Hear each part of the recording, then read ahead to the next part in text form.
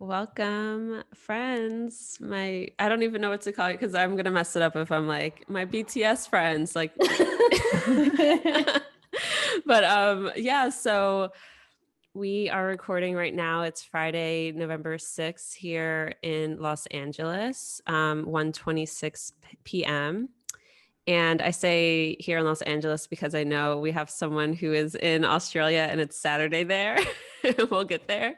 But I'm joined by let me even count six fantabulous people, astrologers who are stands of BTS. And I am beyond excited to learn more about BTS and the astrology of BTS because I know absolutely literally nothing. I mean, like I know it's like a boy band, but that's about it.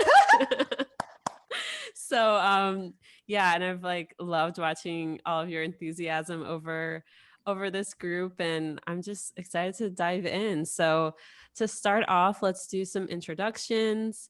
You can share your SMR if you're comfortable with that, and maybe talk a little bit about your astrology practice if you have one. And then this is your guys' words. We'll talk about why you're in an army. Who is your your bias and ship if you do, and then after that we'll get into it. So I'm gonna point. It's not point, but I'll say who should go first. Actually, you know what? Let's do it in the same order that we're gonna do our little presentations later. So yeah, we'll start with Scarlet. All right. Hi, I'm Scarlet Coote, and I'm an astrologer based in so-called Sydney on Cameragal land. Um, I have been studying and doing astrology since like 2014 or 2015, and I'm just kind of, I guess, becoming more focused on doing that professionally in the last couple of years. Uh, my bias is Jin, though also V is it's like it's a toss up. It's a toss up, but Jin was who I was first drawn to, um, and SMR. oh SMR, yeah, Leo Sun, Aquarius Moon, Aries rising.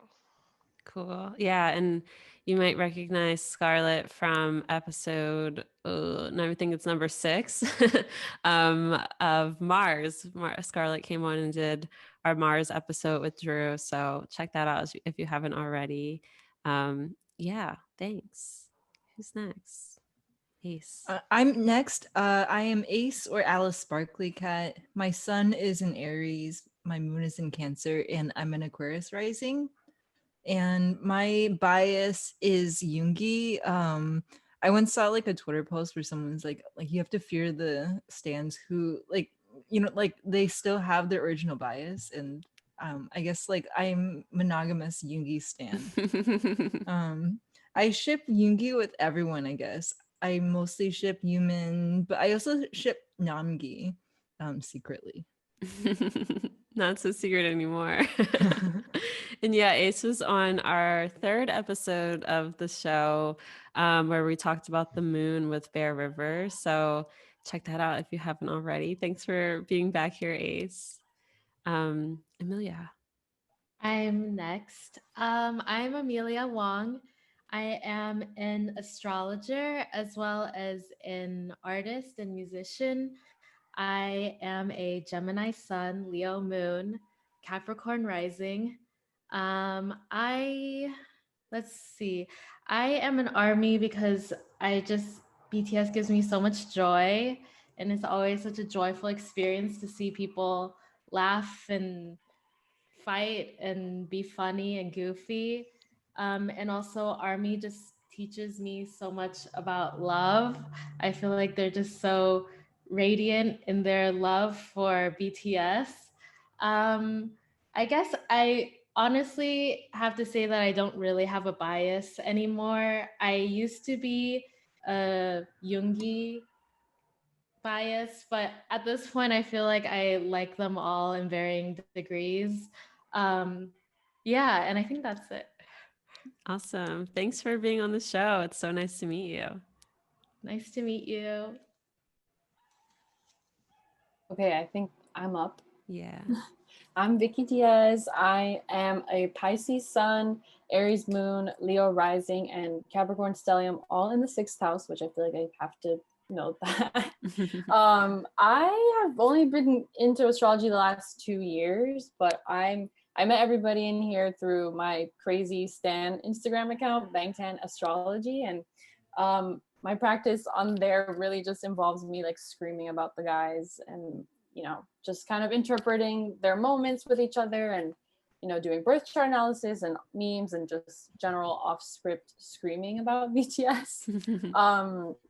I got into them the beginning of this year. I mean, I've always been a fangirl. Like I've stanned like One Direction and like the Jonas Brothers many moons ago, but I got into BTS before my 30th birthday this year, so I just found that they were really cool, and like I just started standing them because of their fashion, and like I saw them at the Grammys and I just were like, they're so cute, they're so cool, and like I genuinely enjoyed their music. And I feel like I had a reading with Ace actually, and I've always struggled with like my freak Aquarius North node, and I feel like they've been able to like help me embrace that more. So I just love them a whole lot. And yeah, I think that's my bias. My bias is V. Tay, I love him so much. He has a Capricorn stellium and an Aries moon like me. And then my bias wrecker is Jung Kook, but he's my bias wrecker, but now J-Hope has kind of gotten into the mix, and like I don't really know where to put him. Like I feel like wrecker feels too degrading for him, and but he's not quite my bias, so I'm just like, I don't know, he's somewhere, but yeah. Awesome. Who's next? Oh, Oscar. Oh, okay. Hey, my name's Oscar Diaz. My sun is in Capricorn, 12th house. I'm pretty much a 12th houser. Aquarius sun, Taurus moon. Yeah, I'm a consulting astrologer. I specialize in not only birth charts, but also reading sky maps, and very heavy into fixed star work. And yeah, I'm excited to talk about some of the stars that are in the members' lives. And I started standing this year during Venus and Gemini, and it was really like my Venus and Gemini moment. And then I was just so attracted to their friendships and just kind of how they relate to each other, which it's just seemed like out of the ordinary, especially for like boy groups. I was like, oh, this is like, I don't know, the interpersonal relationships are like really intense and dynamic. And I have a Venus and Sag in the 11th, so I was like, oh my god, this is like, I don't know, being in quarantine, it's also like, it's kind of like they have so much content that you could just like hang out with them, like, so in a way, right? It's just like all of their like reality shows. But yeah, anyway, my bias, I mean, it was always Taeyong because we're both Capricorns, but then, I don't know, there's just like, we have a lot in common astro-wise too, especially through the stars. And I was just like, yeah, but I love them all, and I would say that my bias wrecker is probably Jin. I mean, it's so hard for me to separate Jin and Taeyong like from that bias battle, but then Yoongi is also there now too, so it's just like, oh man. But and I ship everyone with everybody. I just they're all yeah, I'm like the chaotic like mass shipper. I'm just like, oh, that's a couple, they're all a couple. But A yeah, lot of us are quarantine armies, right? yeah, interesting. I am. Quarantine army. Oh Yeah. my god, yeah. Well, thank you. And yeah, you might recognize Oscar's voice from our last episode on Fixed Stars. So thanks for coming back, Oscar. Yeah. And Charm. Hi everyone, I'm Charm Torres. I'm a professional astrologer. I'm based in Toronto.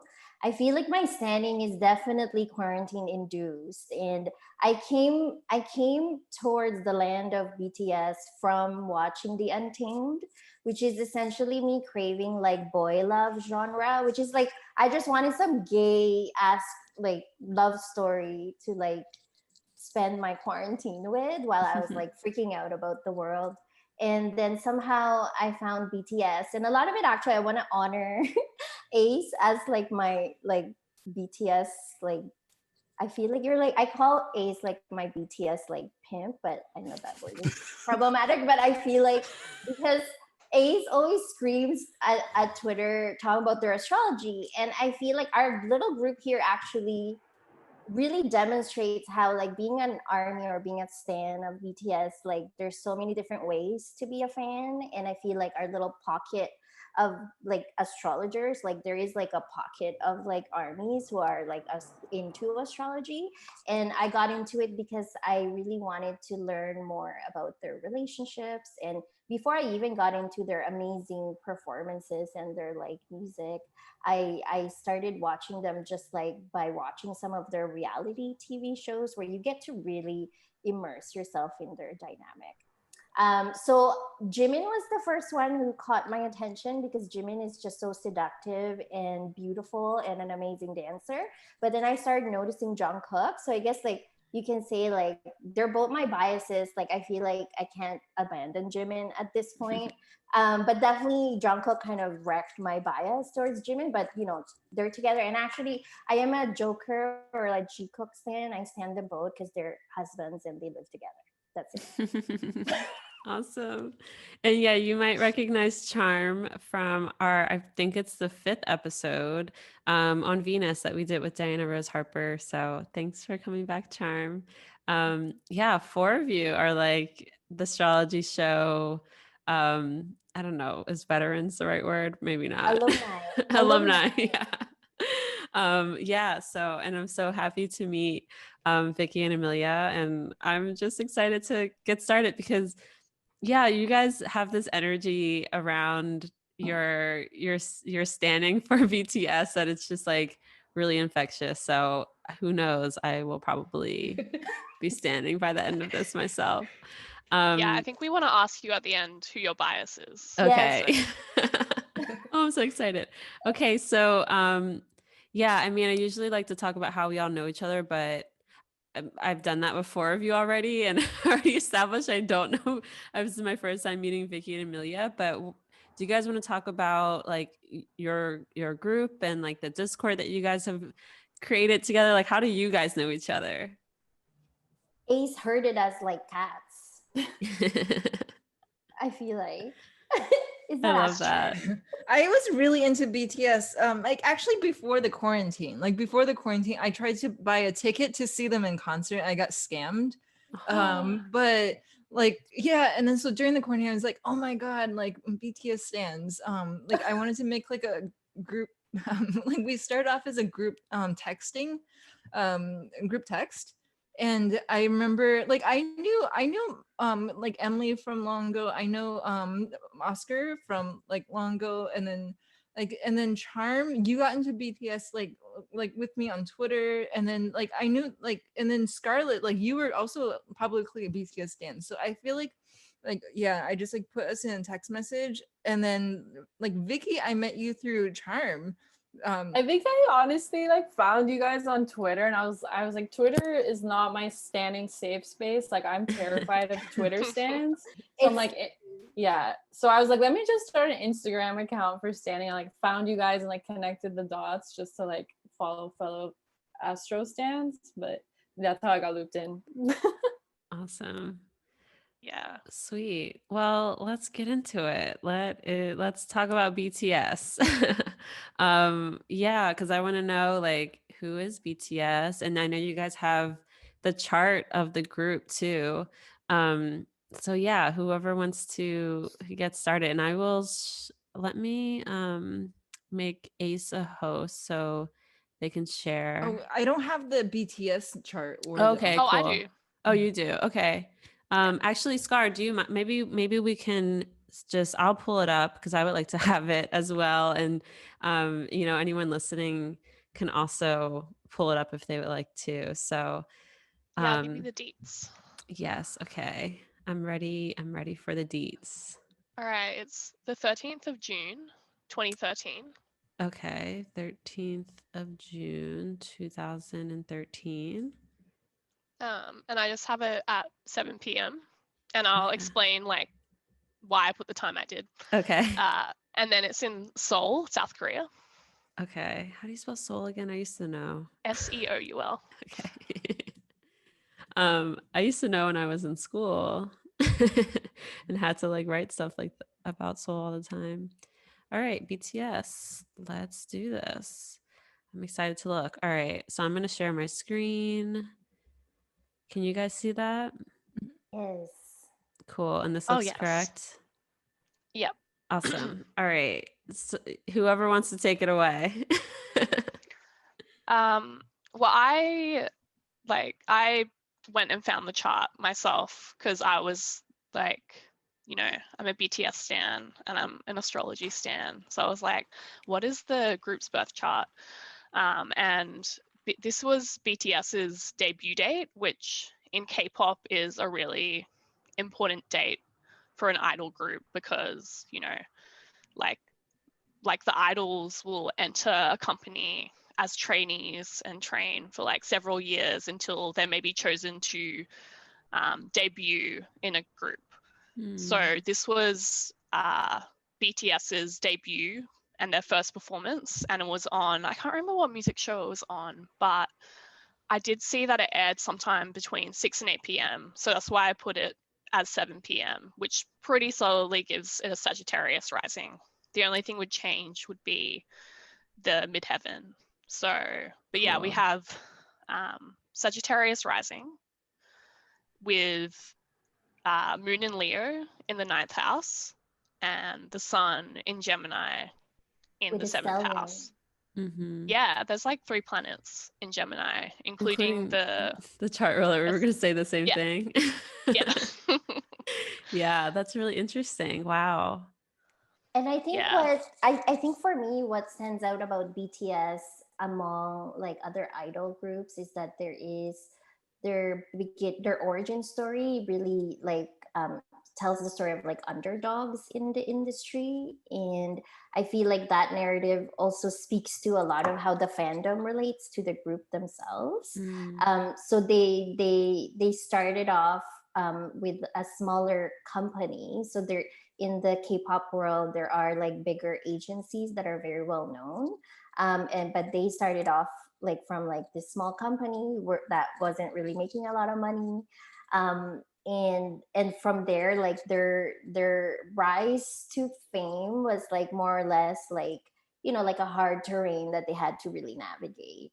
And it didn't take until I believe like 2015. Am I correct? 2015 when I Need You started winning awards. Yeah. Yeah, that was a big moment for them. Yeah, I mean, when you say, because the first thing I thought of looking at this chart with the chart ruler in detriment in the 7th house, which you might know I also have because I talk about it all the time.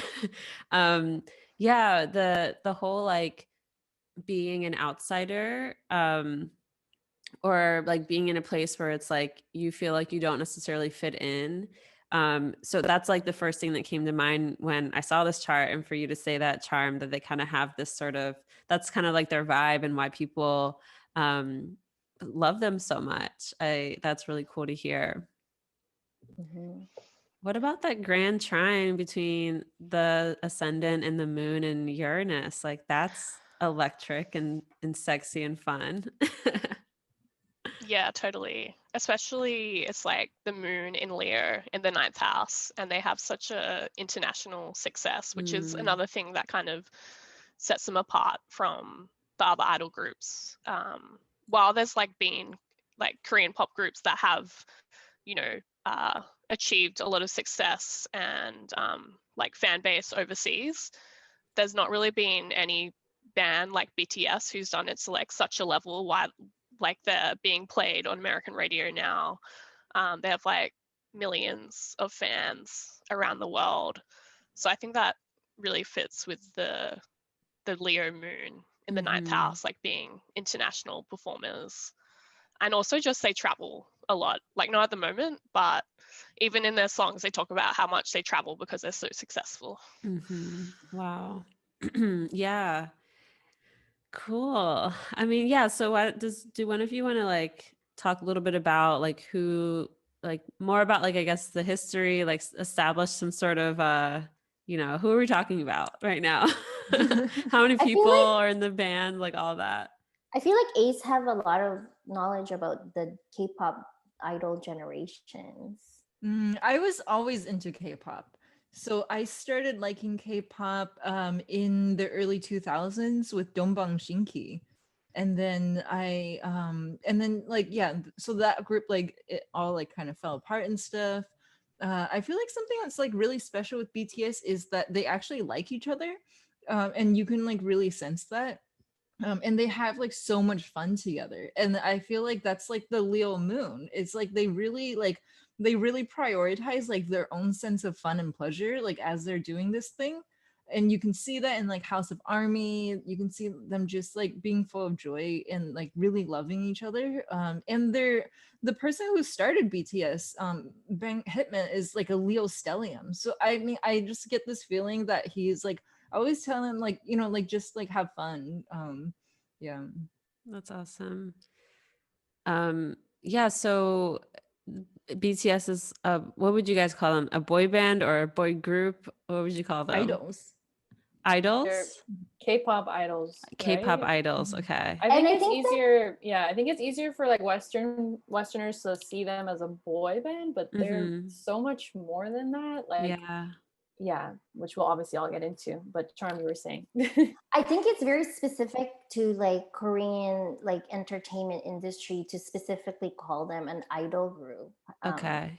But I don't have enough knowledge to actually like break that down, like why idol versus like a boy band or No, that's cool Yeah. though. That's cool to think about it like as they're idols. Yeah, I don't know, Yeah. because it definitely takes it to another level. What were you gonna say, Oscar? Oh yeah, I would say that like part of that too is like that, just like K-pop as an industry, like, and that idol system is unique because there it kind of denotes that like they do go through this like very intensive training in music and dancing, and like often they're taking language classes, right, as part of being part of these companies. So so I guess that's like maybe something that would like um I don't know, give like a little view into like what an idol is like someone who goes through that intensive training. And oftentimes like they live at like the company like dorms, like it's like really like entering a like like serious pedagogical space for being a musician. It's kind of like like being an idol is maybe like very akin to like entering a conservatory like in the West. So I think that's kind of the vibe. and I It think also- it also denotes skills wherein they're not just like vocalists or singers, they're rappers, they're dancers, they're all around performers. And they're like most of the time they make like people like groups debut wherein like almost all of them have these kinds of skills to to varying degrees of expertise. And yeah, like what Oscar said, they start off really young, like tweens, teens in terms of training. Wow. And I think another important thing, which kind of like relates back to their chart as well, the ascendant ruler in the 7th house in Gemini with the sun and Mars as well, is that another thing with idols, but especially BTS was kind of like really good at this. Like they have such a strong connection with their fan base, and they always have. Like I'm pretty sure they started interacting with the fan base even before they officially debuted. And that's kind of been a part of their like strategy. Not to say it's like insincere, because it does feel very sincere, and I think they do genuinely like value and like love their connection with their fans. But that's like something like the way they connected with their fans through like fan meets and like even like online things. Like now all the kind of K-pop groups are doing that more, and it did exist before, but yeah, BTS was really successful with that. So that kind of like 7th house stellium of like in Gemini, like communicating with the fans. Yeah, I think that was like really key to them as well. That's such a And good also, point. Actually, I wanted to just add like on their YouTube, if you actually go on their history, they still have those like they call them Bangtan logs of their pre-debut live stream where they're talking to the fans. So that's Mm. Yeah. That Yeah. Venus and I think like Mercury and Cancer too. I feel like they're not just musicians. Like I feel like they're artists and like intimacy is their medium. Yeah, and Yeah. that's the big hit slogan is music and artists for healing. And that was the whole concept for BTS was that they wanted to differentiate themselves from other idol groups. Like they really wanted to use them as like a vehicle for they're just like a sense of like emotional attachment, which has obviously been very successful.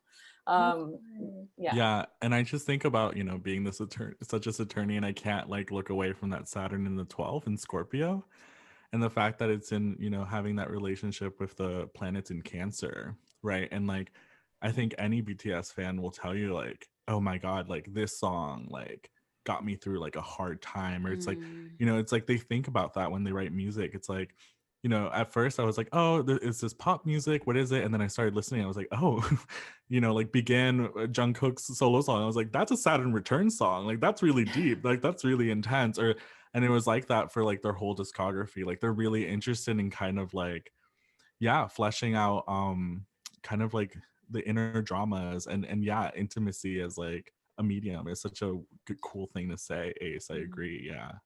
Yeah. And also they're like some like I think with the Jupiter and Gemini, which is in detriment, like that is like a part of their like success is kind of like not like being outsiders and being there's some sort of like initial discomfort in like their industry and even maybe like in the identity as a group, which I think you can really see like watching their old videos to now, like how they get like more comfortable with themselves and like as a group and like finding their own like sense of selves within that. But also like they part of I think why like they have such a strong fan base is because they kind of share like their detriment. They share like their struggle and they're quite open about like in one of their documentaries they show like a fight between two members, which like a lot of idol groups wouldn't probably do. So that vulnerability I think offers a lot of comfort to the fans because it's like, yeah, you can struggle and you can you know, like it's okay. I think Jungi says like it's okay even if you don't have a dream, just like try to be happy. So yeah. Lovely. Yeah, there was that 72-year-old man who was like an army and like he got into them through Jungian psychology too. Wow. Yeah, it just made me think of the Saturn, the 12th house a little bit. But he got into them through Spring Day and like I mean they're like an idol group, but they're writing about this I mean, you know, like this accident. And it was like very heartbreaking and just like really kind of like asking good questions about like why was this accidentally covered up and about the tragedy too. So can we like run through the members and just kind of give a, I mean, we're going to go deeper into each person for sure, but like how many people are in this group and yeah, like what, I didn't even know that they had like a TV show, like kind of give a little bit more of like a, what is this group? What all do they do? Yeah. Well, BTS stands for Bangtan Sonyeondan. Sorry for anyone listening if I butchered that pronunciation, but I guess it's important to mention like their whole concept. Like that means Bulletproof Boy Scouts in Korean, but now they've just fully rebranded as BTS, and that can be, I think what's one of the names they use, like Beyond the Scene now is like their Western name. But yeah, there's 7 members and like it's, gosh, somebody just jump in here, but really there's like Bangtan Bombs. You can watch like just regular updates of their lives, and they have a platform called Weverse where they connect with fans personally and they post updates. They also have a Twitter account where they like post regular selfies and stuff. But yeah, what else is there? What's like the 101 starter? Run their reality, their variety show. They play games. There's yeah, they have like In the Soup, which is like a pastoral fantasy where they're like living in this like camp. It's like really cottagecore, but they're under 24/7 surveillance, so you see everything. And then But there's, before in the soup, it was Bon Voyage. Yeah. And actually, they create Bon Voyage is like a travel show that they started in 2016, and that's how I got into them. But I feel like that was the agency's attempt at getting them some real world experiences. Because if you watch the first season of Bon Voyage, they like didn't know how to check in at the airport. They left all their luggages everywhere, and like they had to learn how to do laundry. Oh my gosh. Wait, so like just so I can get this right in my brain. So there's an agency and they kind of hold this like very rigorous process to like select these members, and then they go through all this training and yeah, it sounds like a lot of vigorous training, and then they are a group and they debut as a group, and that's the chart we just looked at. And then from there they release music, they tour in concerts, and then they have multiple television programs. They create a universe essentially. Okay. A whole universe, and there's actually the whole BT universe. Is that Oh my god. Wow. Oh my gosh. I So don't all even know the- if we can like fully get into that. No, I feel like that's like a whole nother episode. Wow. Okay. all their music videos and content exists in a parallel universe where there's time loops, and their video game where you can play as like the members and create your own narratives exists also in those parallel universes. Oh my god. Wow. Okay, so there's BT universe. Yeah. And within that universe, do the shows take place within that universe, or is that okay? So there's a universe, there's a parallel universe, and there's a video game. And I think for context, for example, Run BTS, the variety show, I think it was birthed because they were being mistreated poorly by other variety shows and like radio shows. And so the agency's like, we're going to just create our own like variety show. And also, I think Weverse was also from that attempt of like having their own platform as opposed to Twitter. So I feel like ownership is a big theme here for the agency.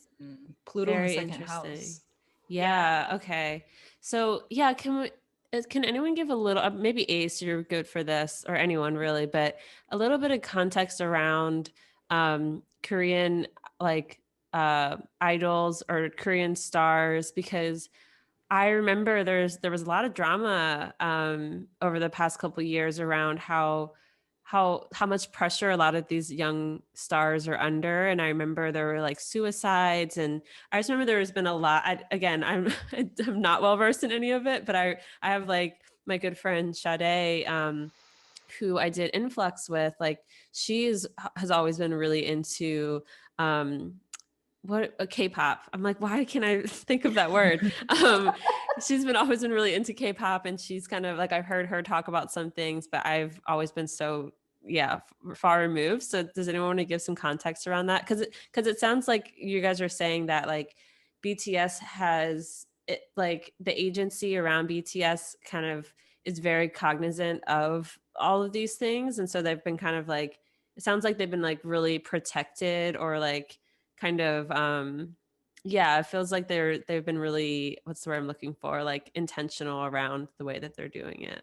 It's a good word to use. I think it goes back to like that healing part of their slogan. Like their mission is just to be transparent and open with their fan base, and I think that's what really sets them apart. And I think, as somebody else mentioned, like, there's a common hashtag on Twitter, it's like BTS paved the way, and like they really are changing the industry, and they're very open about struggles with like depression and anxiety, whereas like if you watch K-pop videos, like other bands, it's all very like sexual and kind of like they do a lot of like cultural appropriation, and I'm sure BTS is guilty of that as well. But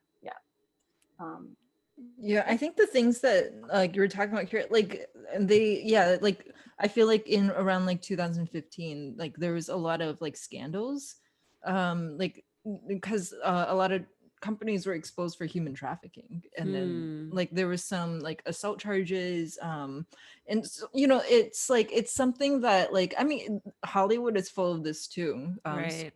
I feel like in a way that like BTS like has kind of healed maybe the idol industry in some ways, like after that happening, but I guess like it's not so related to BTS. Like It's like, it's not like unique to Korean entertainment. Right, totally. Yeah, for sure. Yeah, no, I was just because the way you guys were talking about, again, like how it sounds like they're doing it in, again, such an intentional way. And from what I've heard from like that drama, it's more than just drama, but all the scandal and issues that were coming up over the past couple of years, it just sounded like they were doing some like really intentional work around like changing the industry. Yeah, and I would say too, like, especially like the older members in BTS, I think because they're all like so close to each other, they all like really look out for each other. And I think because they've kind of gained a lot of power in that industry, they've like been able to like quietly shift a lot of things too. Like it is unusual for like the members to like be so active with the fan base and kind of like speak so openly. Also, it's like a lot of companies don't even let like their K-pop idols have like personal like social media. Like there's all these like restrictions like that the other companies might put, but I think BTS has been like very vocal, the members themselves, about around like yeah, seeking their agency and kind of through that kind of like bending the norms of like what yeah, being an idol kind of is. That's And beautiful. pushing the Honestly, envelope. are great at. Yeah, and it sounds like that's, again, like these issues are not, obviously not just solely K-pop issues, and it sounds like with their international success, hopefully that's like radiating out to others, other countries, and just like the industry, the music industry in general. So that sounds great. Let's talk about ARMY. Because okay, so we established like BTS is like amazing idol group. Yeah, and then we have the stans who, right, that's what ARMY is, right? The entire like BTS stan population. So who And wants to actually, it's an acronym that stands for Adorable MC Representative of the Youth, Oh which actually BTS named us. wow. Yeah. Wait, say that one more time. Adorable MC Representative of the Youth. Oh my god. And we actually representative MCU, right? Army. Adorable Representative MC of the Youth. Oh, that's beautiful. I love that so much.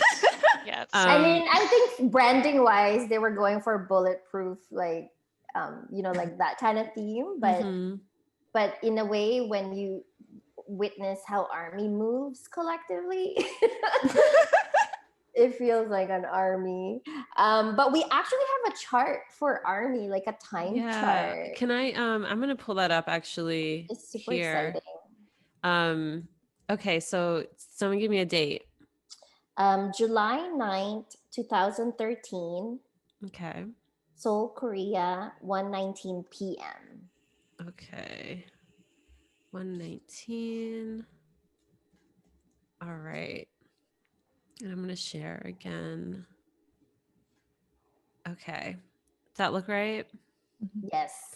So we have a Libra rising chart. Wow, with Spica ascendant at 23. Yes. Libra, Cancer Sun, heading towards Kazemi with Mercury in Cancer, Mercury retrograde. Beautiful Jupiter in Cancer up there in the 10th house as well. And the moon is conjunct the midheaven in Cancer at 26 degrees. So this is like this beautiful, oh my God, this beautiful new moon. It strikes me that the ARMY has an exalted Jupiter, whereas BTS has a Jupiter in detriment. And as well, what really struck me when I looked at this chart today was the grand water trine that is involving the exalted Jupiter, Saturn in Scorpio, and Neptune in Pisces. And I feel like those generational planets being involved in that grand water trine really demonstrates how this fandom is so self-sufficient in terms of moving the BTS's success overall. And like the chart ruler, Venus in Leo, being like close to BTS's moon is just like, it's all love. Just like what Emilia said, how ARMY had taught you a lot about love. Oh, I love that. I mean, yeah, that's one of the things that, I mean, besides that gorgeous 10th house exalted stellium, yeah, the chart ruler being in the 11th house in Leo, that's like, of course, of course, this is the chart of like a stan group, right? Like, 11th house Mhm. being so much about your audience and the people who are supporting you, and to have a benefic here ruling the chart is just like primo. That's awesome. Yeah. And Army are so creative as well. Like they like make their own content as well. There's even like academic Army who have like academic conferences discussing BTS, Wow. which is like really interesting. So yeah, I feel And like that. fiction writers, like fan Yeah, fiction writers, like fan fiction artists. There's Yeah. the charity army too. Like remember the Oh, summer yes. of Black Lives Matter where they matched, the group donated $1 million to Black Lives Matter, and then Army had a campaign match $1 million, and it was, I think it was like 24 hours where Army came up with $1 million to match BTS's donations to Black Wow. Lives Matter, which is, it's honestly insane, but it's And there are Yeah. unions. There's like army unions globally, What? like actual unions. like, What it's, what is it's wild. what is the like Yeah, what what is are they it for? unionizing? I can talk about it. So like there's like V Union, and like I know V's like union is specifically geared towards like charity work. So it's like, oh, this month we're raising this money for like environmental conservation, or like the next month it's like the puppy orphanage needs something, or it's like, so yeah, they're kind of like volunteer groups, something altruistic about that. It's interesting you pointed out, yeah, Spica on the ascendant, that's like a fixed star, so tied to like cultivation, right? And like cultivating stuff, and it makes me think of like how Army really mobilizes to like chart them really hard, and just kind of like it's like like reaping the harvest. There's like this relationship between like, yeah, and just like, yeah, that ties into the unions and all these other things where like there's like infinite like possibilities for Army to like engage with the content and then like make their own content, right, in that same field, which is beautiful, right? Everything from fiction to remixes to dance covers to just like the creativity there that's like being harvested through like that Spica rising, right? Beautiful. Awesome. Yeah. Army has that Kanzimi Mercury, which 2 members have that too. Oh wow. um, Yeah. Awesome. I love this is such a cool chart. I really like this chart. So let's talk a little bit about like there's been so many terms that you guys have been using that I feel like we should take a little bit of time to define. So like obviously Army, we defined that term, but there's other things like bias and ships and all of that. Does someone want to take a moment to speak about that?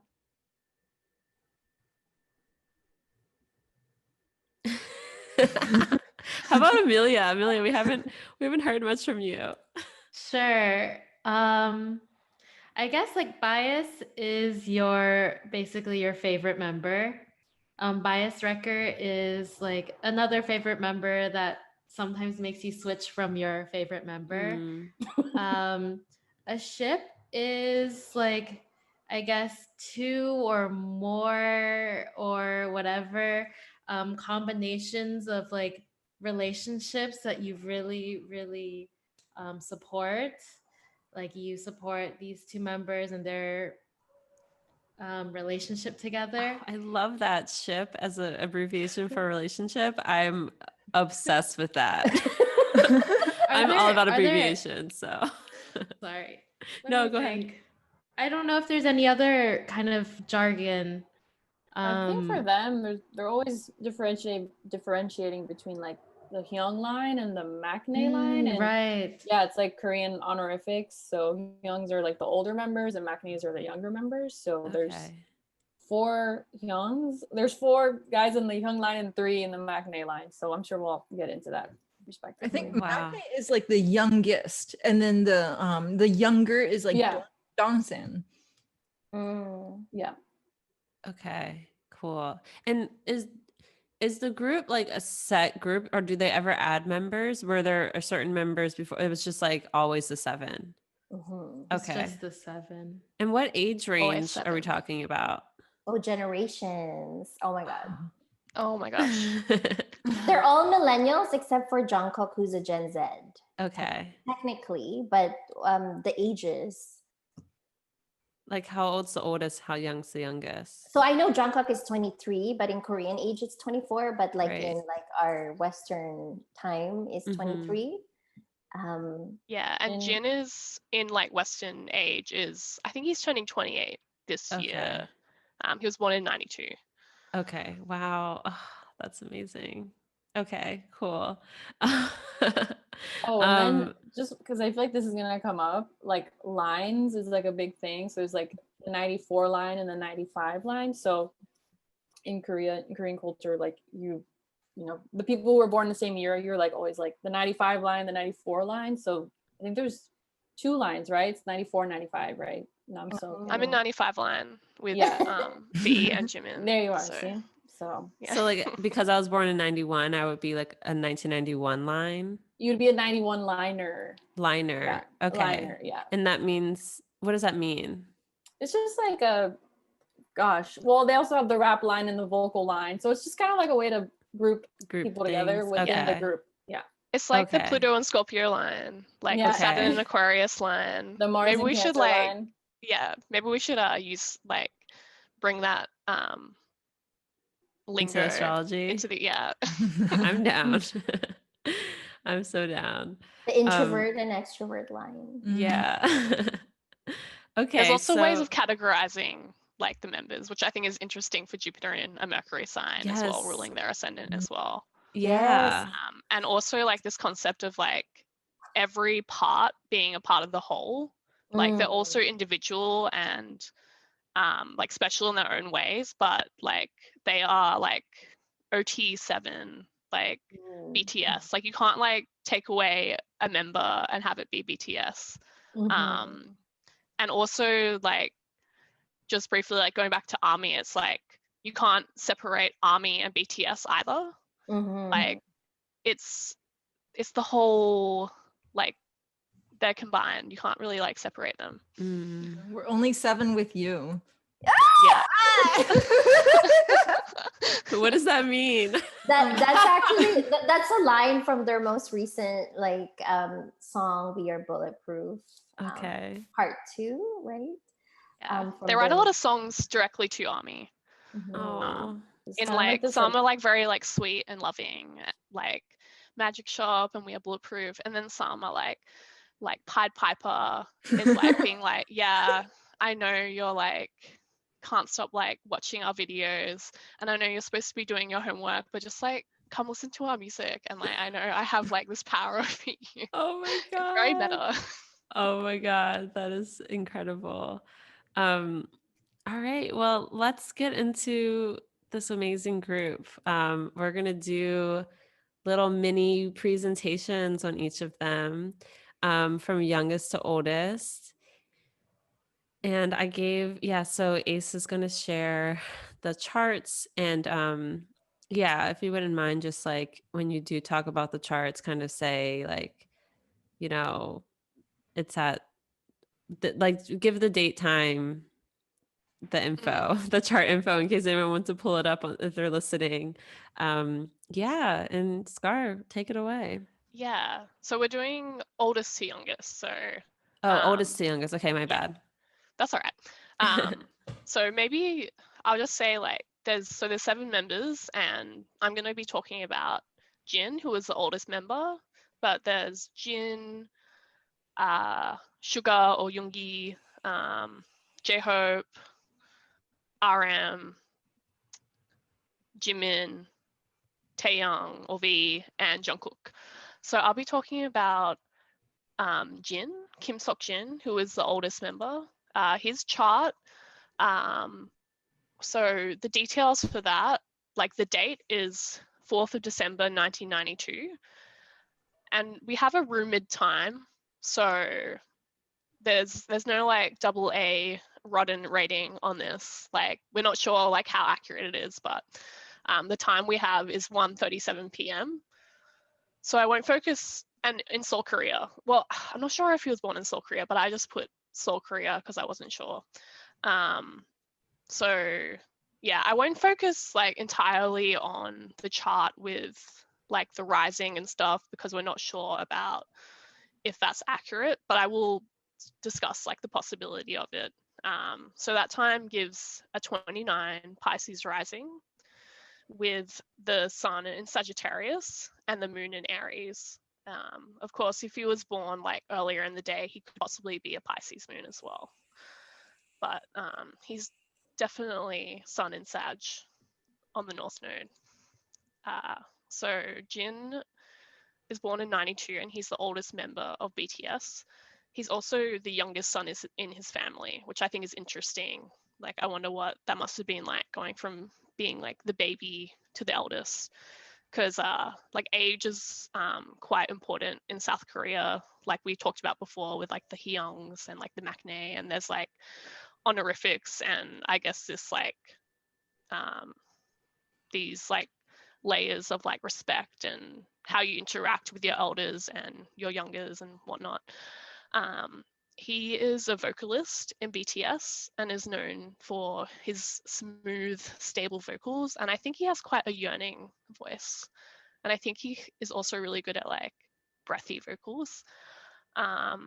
He's very like classically handsome. His nickname is Worldwide Handsome, which he said was jokingly self-designated, though he has gone viral on the internet for being handsome a few times. Like when he got out of the car at an awards show to get onto the red carpet, he became the car door guy. And I think like at Billboard Music Awards, he was like third guy on the left. So, you know, Worldwide Handsome is a self-designated title, but it's well earned. And he studied film and acting at university, and that's what he was doing when he joined Big Hit. So he actually joined as a trainee with the intention of becoming an actor, but he was convinced to learn how to sing and dance and become an idol. Yeah, so I think one of the most obvious things with his chart is that he is the sun in Sag and North Node in Sag. And if Pisces rising is correct rising, that also puts it right at the top of the chart, like in the 10th house. So it's very prominent. And I think that is definitely like, if we look at the 10th house as reputation and like your professional image, that really connects with his solar Sagittarius North Node stuff. Because he is really jovial. He is like Sagittarius is this fire sign ruled by Jupiter, the planet of like optimism and like general beneficence. So yeah, he's always making the members laugh, and even if that means kind of embarrassing himself to do so, he's not afraid of that, and he's not afraid of corniness. He kind of leans into corniness. He tells a lot of dad jokes, and he's even well, he's not the official leader of the group. RM is, but I think he does have leadership qualities in the fact that he's the eldest and he has a strong solar nature. Like, I think he takes the lead with breaking the ice in situations, like awkward situations, or like in interviews. I think he really like takes on that role because, like I said, he's not afraid of like maybe like embarrassing himself a little bit. He's quite confident and he really emanates and projects self-confidence. He also does a lot of emceeing on their games variety show Run BTS, which I've got to mention before, but that's probably how I got into BTS, was watching a random like try not to laugh video with a bunch of videos from Run BTS. So I guess like with my strong like Jupiter in Sag, that's what like attracted me to the group, was like that they were really funny and made me laugh. So yeah, so he has like this big benefic energy, and he is like blessed in a lot of ways. Like, I think he comes from quite a wealthy family. So he didn't really struggle in that regard. But, you know, as you kind of watch like the content and like even listen to his songs, you can tell like I guess his struggles come a lot from self-confidence, which maybe from what I just talked about sounds like contradictory. But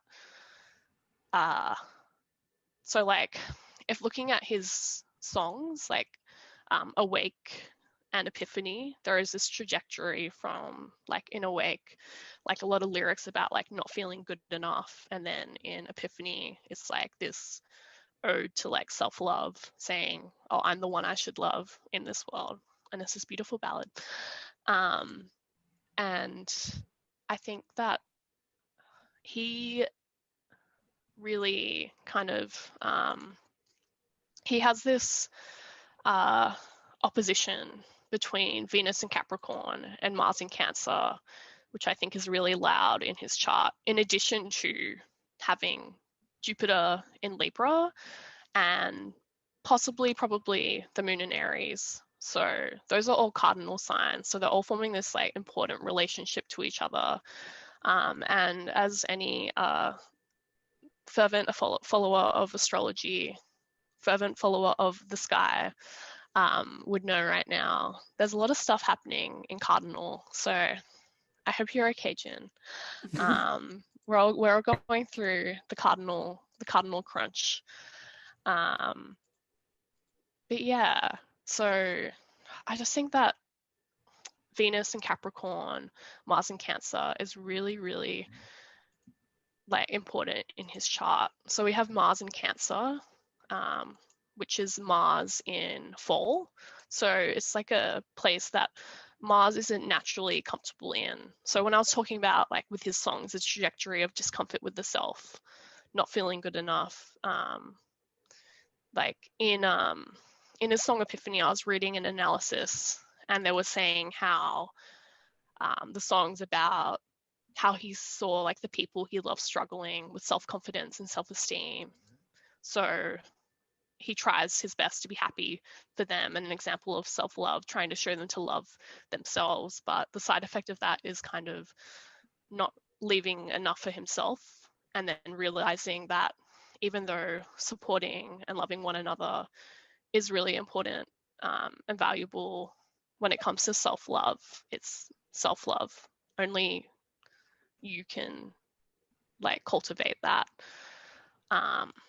So, and even I think the fight that BTS showed in their documentary, which I mentioned earlier, was between Jin and V, who was also an Aries moon, who actually has Mars in Capricorn, so opposite his Mars in Cancer. So that's really interesting, I think, that they had like a public fight about, it was like about choreography and things, but I can imagine just like in that environment, like tensions run high and who knows, but like even they showed like them debriefing and kind of like talking about what happened and apologizing to each other, and he said like, oh, I like, you guys don't see it, but I struggle as well. I try to be strong for you guys. So you can see with the Venus and Capricorn and Mars and Cancer, he has a strong sense of duty to the other members to show love, and he's also very nurturing, which I think comes with like the Mars and Cancer Aries moon mutual reception. He's like quite motherly to the members, like cooking for them and paying for them, which probably comes in with being a bit with the eldest as well. But yeah, he's known as a great cook and has his own little podcast, Eat Jin, where he talks about the food he's eating. And he's not known for being like the most natural dancer. He works really hard at it, and says he even like practices the choreography like before the other members. But yeah, he tries really hard, and he's not like unathletic either. He's really good at snowboarding, and he's also really into video games. So yeah, I think, wow, that 10 minutes just like flew past. So I'll stop there. Can I add in the stars at the very end of that? Because I have something about Jin. So Yeah, so collecting natal stars is a whole complicated process I can't get into, but if you don't have a birth time for people, you can actually kind of do a lot of star work with them. We don't know what side of the sunrise he's born, but that just means that there's two possible lists of natal stars. So two possible lists. And then what I did was I went and looked at each member and saw combinations that were found in both. So then we would know that those are definitely there. And it's funny because like Regulus is a vocational star for him. What that means is that it's having a paran to the nodes, and this was across both paran lists.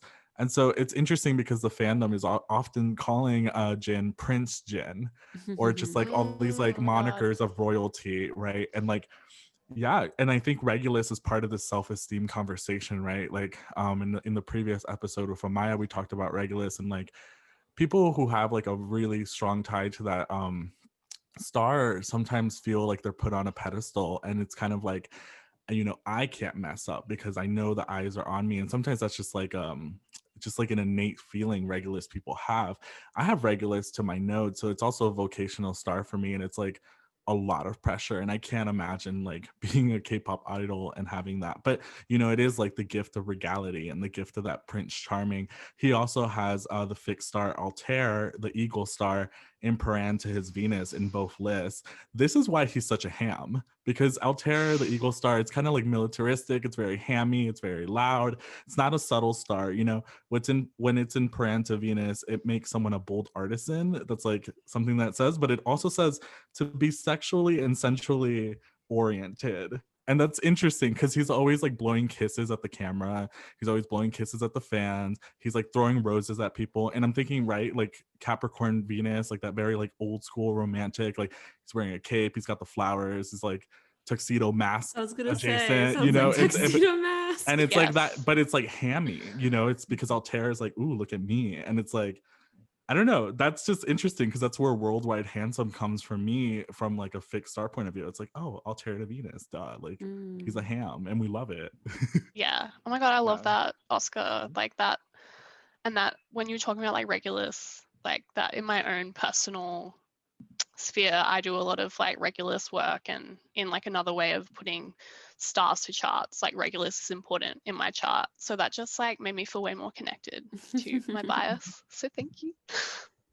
Awesome. Who's next? Thank you, Scar and Oscar. That was great. So Yoongi's next. I'm gonna do Yoongi. The Yoongi birth time that or birth information that I have is March 9th in 1993 in Daegu, Korea. And then the rumored birth time, the speculative birth time that we have is 7:30 a.m. But yeah, we're not gonna look at houses like too much. But I really think that this birth time like might be right. Like as we're talking, like I know Yoongi is healing from surgery.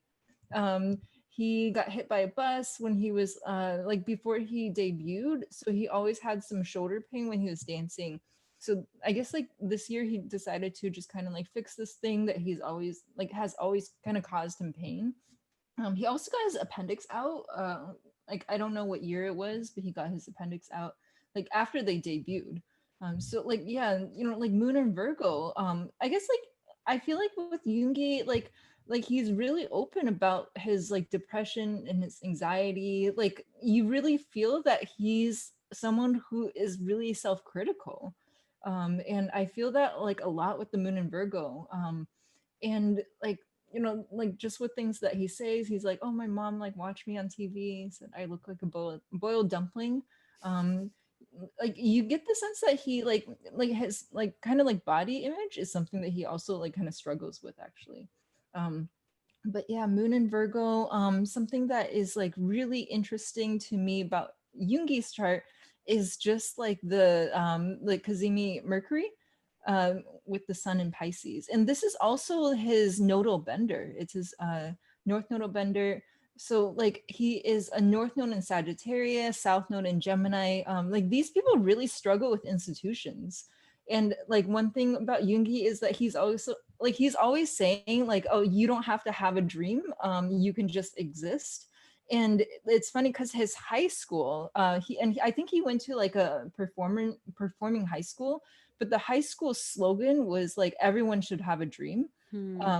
So like yeah, you feel that he's like kind of like rebelling against his rebelling against, I guess, like his expectations that he senses from the institution in his own way, by just saying like everyone has a right to exist, like no matter what you kind of do. And then I really feel that like, with the Mercury as like as the nodal bender, like his identity as a writer is something that's like always pushing him towards discomfort, actually, because like it's actually like forced him to take so many personal risks. Like unlike Jin, he doesn't come from a wealthy family, so like, he had a lot of pressures to not be a musician. And Yoongi didn't originally like want to be an idol. He wanted to be a producer and he wanted to write songs. But he like yeah, and like Yoongi, I mean, he has this detriment Mercury. I always call detriment Mercury like the storyteller Mercury. And he's such a storyteller. I think he actually does a lot of the work in the BT universe world. He does a lot of the world building, a lot of the narrative making. He writes, yeah, he's a writer. He's a poet. He writes fan fiction. He's mentioned that he writes fan fiction about his favorite athletes and his favorite musicians. So like yeah, and you just know like Yoongi, like whether these planets are in the 12th house or not, like he's busy building his like kind of own imaginary world all the time. And yeah, and like so like the most obvious planet that when we look at Yoongi is going to be this Venus, detriment Venus in Aries.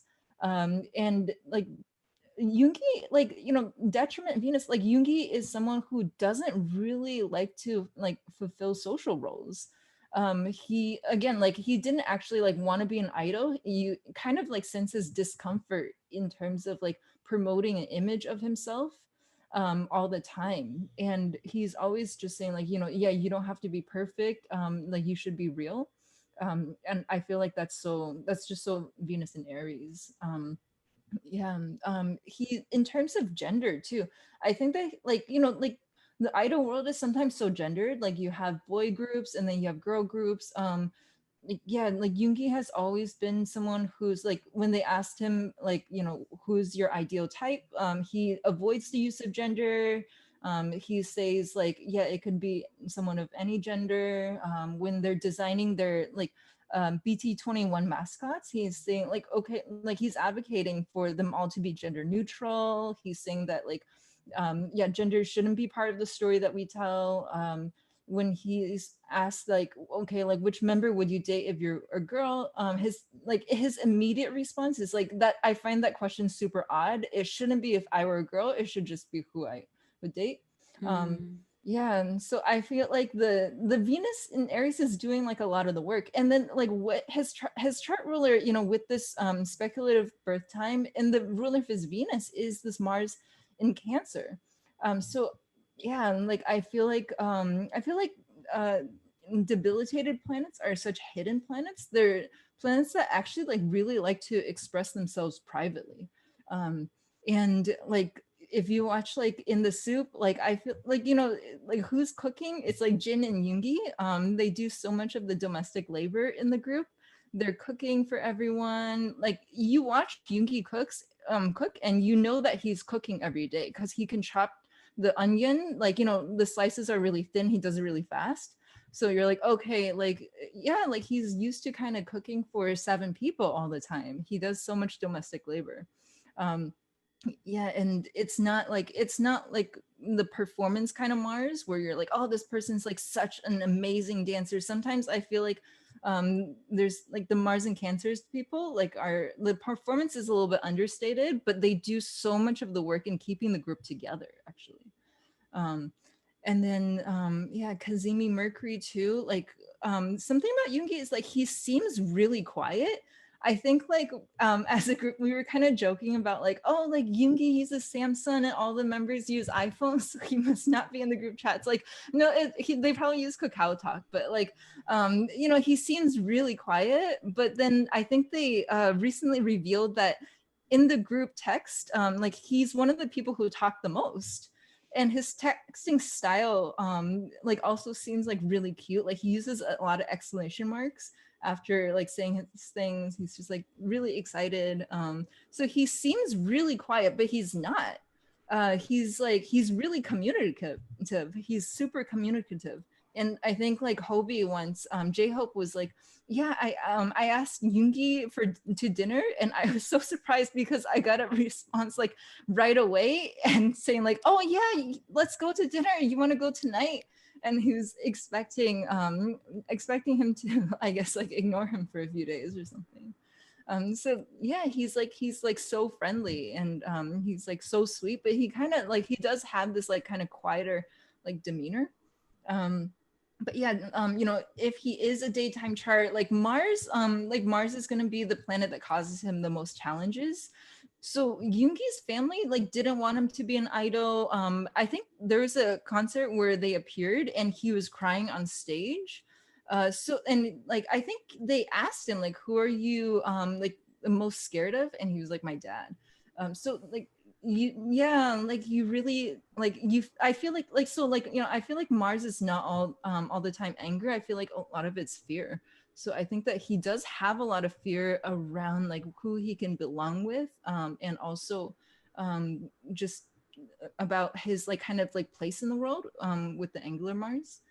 And I found that Mars and Cancers really like to cluster. They're not Mars that's like, I'm going to go off and do my own thing and do my to-do list. They're kind of Mars that likes to co-regulate each other and almost do like family business style like activities.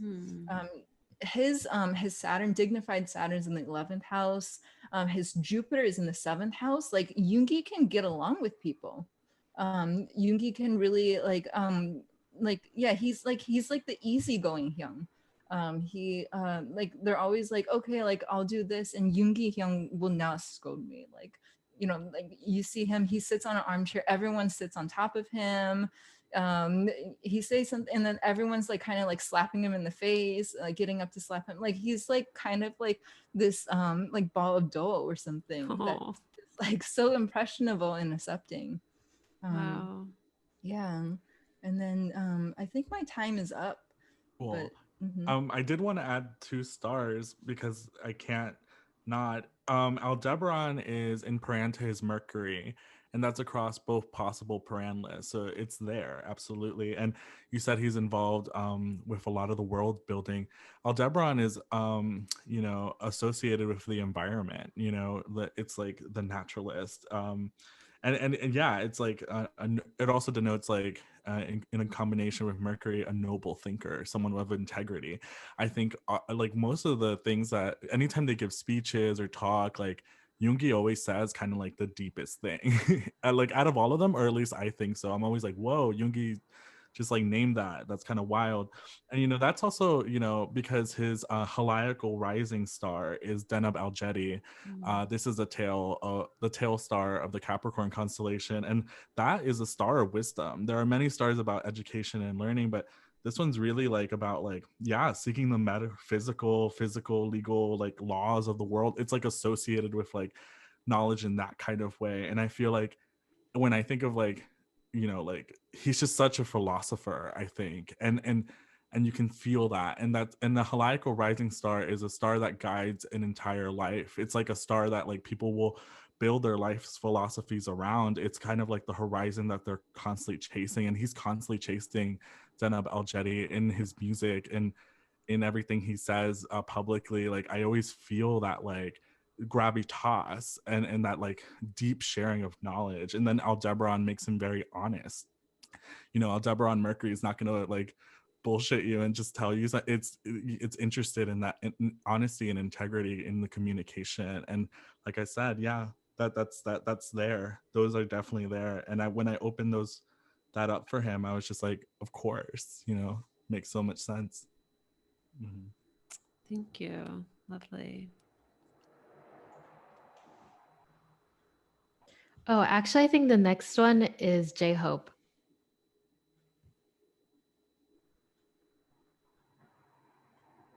Yes. Yeah, so I am presenting on J-Hope, also known as Jung Ho-Sok. His birthday is February 18th, 1994. And we have a birth time of 10 a.m., but I'm going to ignore that because it is 29 degrees and 57 minutes of Aries.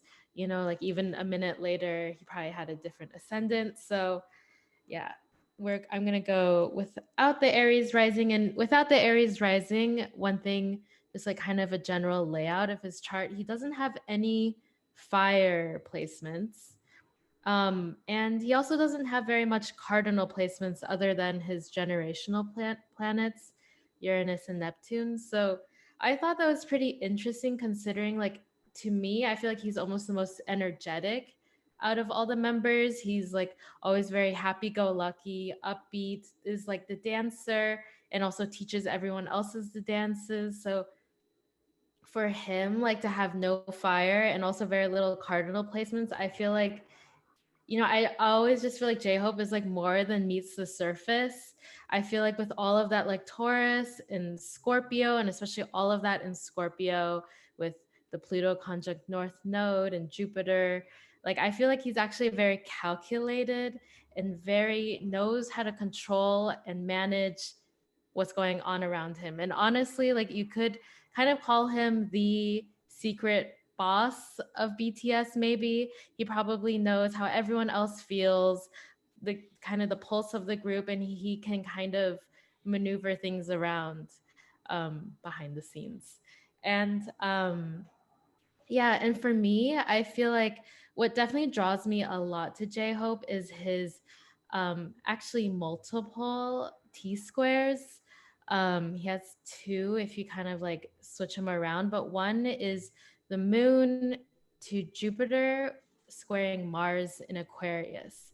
And for me, I think of T squares as like kind of what the opposition holds, like this complex or some idea that you're like kind of struggling with, but the apex planet almost kind of covers as either like a cover up or as like a path through. And so I sometimes think of it as like a triangular relationship in itself. It's like if two people have a conflict but involve a third person and like require them to mediate, it puts all of this weird pressures on this third party dash planet.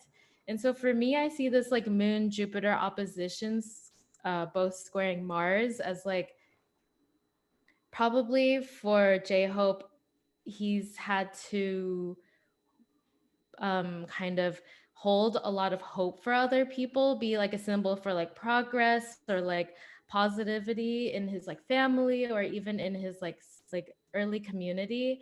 And especially with like the moon opposite Jupiter, the moon in any like kind of hard aspect with Jupiter, it's like what you want and what you need is sometimes at odds with with what other people are desiring out of like a socially fluid situation. What they believe is like good, they're looking to you to provide a sense of like hope instead of like necessarily like understanding like you like kind of prioritizing your own emotional paradigm. And so it's really interesting that he literally decided to call himself J Hope, and he always is like telling Army like I'm your hope, you know, and he wants that to be like what he provides to the world. And so looking at that as like a complex that he's working with, and for that to square Mars, I feel like with Mars in Aquarius is like really like dance and like activity and like being this leader is kind of what helps him feel the sense of like he's providing this joy for other people. He's able to like provide this cheer.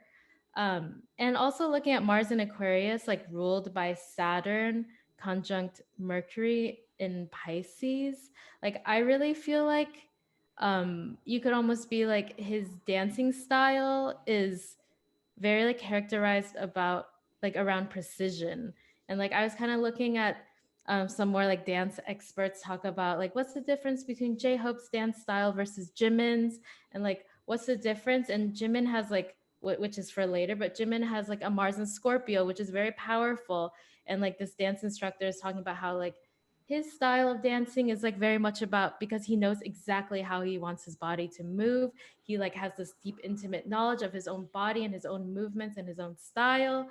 But like J-Hope's dance style is like active and precise, and he knows exactly how things are supposed to go. And it's very much about like he like can learn any dance style very quickly and is always the first to learn it, and then will be the one to teach them. And J-Hope is even like kind of designated as the dance teacher for like new entries into the agency. So there's very much this thing about like his body being this vehicle for sharing with other people, and for like kind of showing the way in a Mars and Aquarius fashion. And then the other kind of thing I wanted to point out was the other fixed T square, you could say, is his moon to Pluto squared the sun. And I think what's interesting, and I didn't realize until I even heard what Ace was saying about Yoongi and his son as a nodal bender. Well, J-Hope's son is also the nodal bender, and they actually share a common story, which is their father did not support them at all. J-Hope writes in his song that his father did not support his dreams, and his mother had to go into debt to make sure that he could continue. And so basically, he would be every day dancing until like midnight, past midnight, to like prepare for debut, and unsure if he was gonna make it, if he just quit. You know, there was so much struggle in that, and I feel like this Sun square Moon, Sun square Pluto, I feel like so much of it is like, can I be go for my dreams, or do I need to bend to another authority? Kind of like this like kind of idea of like, which authority am I going to trust? Do I have authority, especially with his son in detriment? Like I feel like that's like a very big struggle potentially for him, and which makes it even more potent that in that for outro ego, he has a song called Ego, where he's talking about, you know, kind of like affirming his ego, and that like in the end he chose his ego to go with it. Like I feel like that's such a powerful song, considering that his son is in detriment, and also kind of as the nodal bender, that he like, this is like a difficult journey that he's always like kind of been on, and like he's sharing that with Army and the fans. um yeah, and I guess like kind of just talking about Pluto a little bit more, because it is like conjunct his north node, um, and also opposing his moon. I just feel like there is probably like J Hope has a very good grasp of power in a sense, or like how to kind of what's going on behind the scenes. I mean, you could say that J Hope, on an objective level, J-Hope is not the most popular member in the group.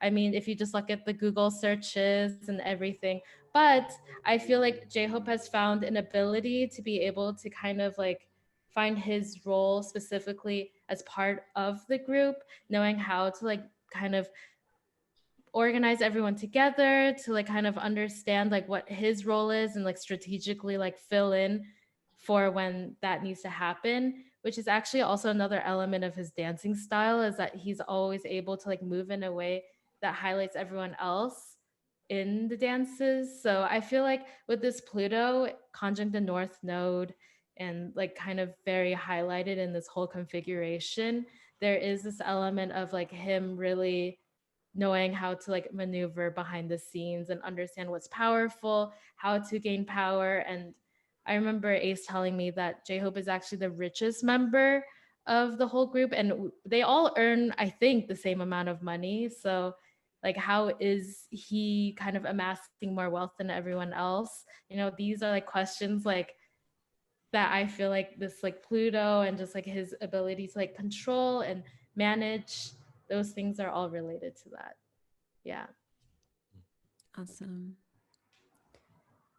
Should we move on? Or Oscar, do you want to do some stars? Yeah, I have two, and they're just so exciting because, you know, if we understand the sky map and the stars as the root system underneath a birth chart, I mean, it's just so amazing what stars can do. So he has a relationship with two twin stars in the Aquarius constellation, Saddle Malek and Saddle Sud. So Saddle Malek is like the lucky one of the king. That's what that means. And it's like about making one's own luck. He has Saddle Malek and Paran to his sun and Mars. So this makes him an optimist, a great network. People kind of see you as like a hub of social contacts. You know, you got the 411. With Mars, it's really about like, you know, Mars is the drive, and like if you kind of keep with the Mars kind of drive, auspicious events are supposed to follow.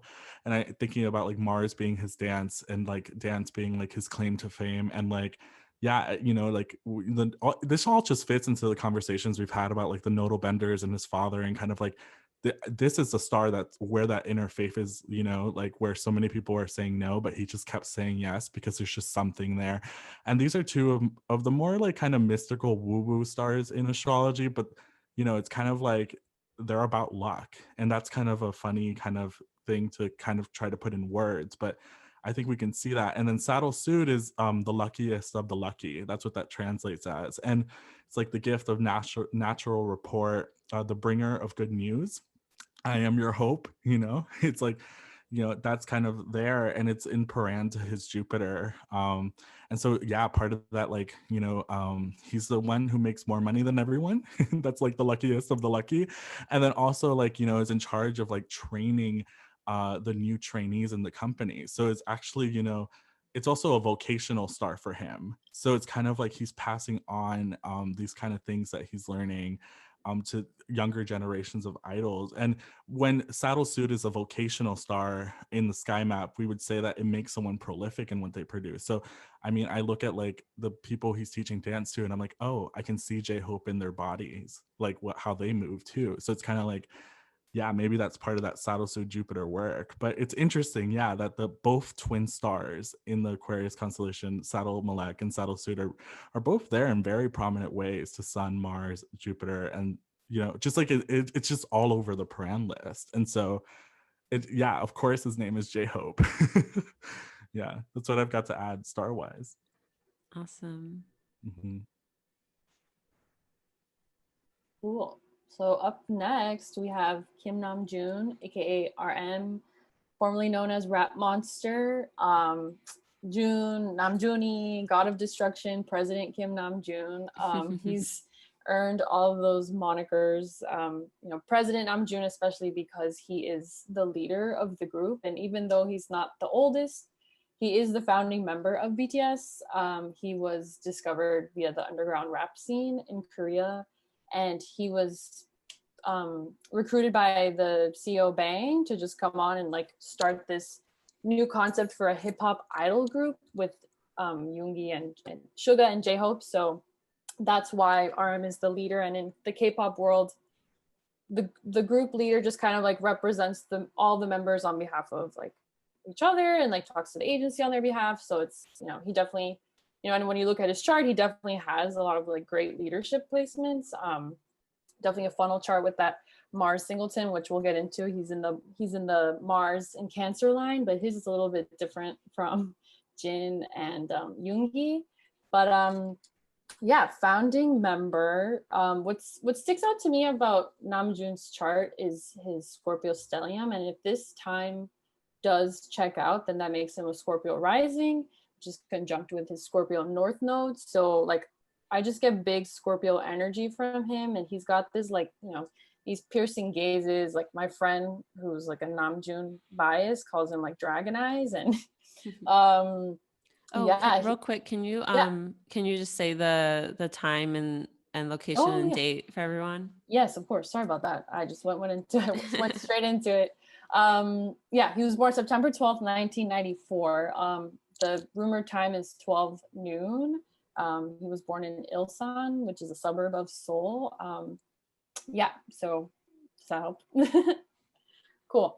So yeah, going back into it, he's a Virgo sun, he's a leader, so definitely like super type A, and has that like those perfectionist qualities that most Virgos kind of get associated with. And his best is never good enough, and it's kind of crazy like when you like studied Namjoon that, you know, he would even think that. But you know, as going back to his potential Scorpio rising and Scorpio stellium conjunct with his Scorpio north node, like he just has this really like this complexity and emotional depth to him that I think really stands out to me.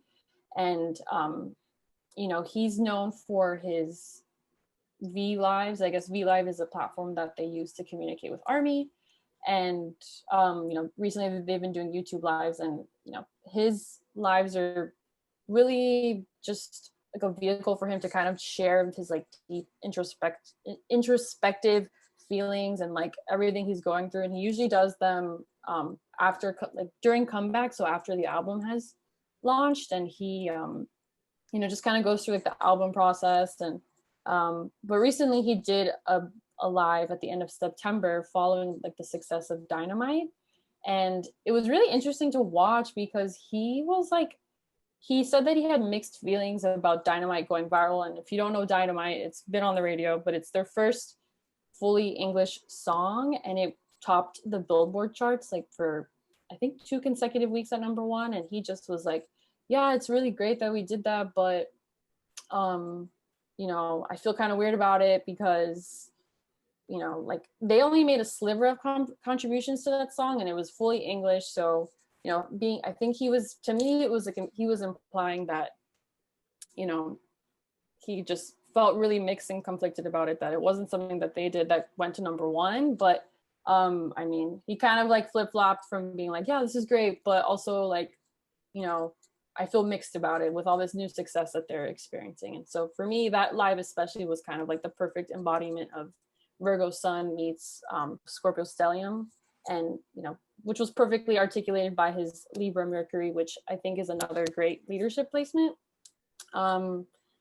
He, in like recently they've had 2 UN speeches for like UN Youth Day, and you know, honestly, when he talks, it's like he's literally a poet. Like sometimes like there's a speech, I don't know if anybody else can relate, but there's a speech that he did at the end of the Speak Yourself tour in Seoul, where he just like, it just feels like he comes up with this stuff on the spot, like most Libra Mercuries do. Like they have a tendency to just like speak beautifully. And he said, I love you. What was it again? I love you more. I wish there was a better word than love. And because I truly do love you, like I love you more than love. And every time I watch it, I truly like start tearing up. And he's, you know, he's the one, when they're doing the UN speeches, he's the one like on the podium and like literally just speaks like he's Shakespeare in sonnets and in poem, like it's like a poem. And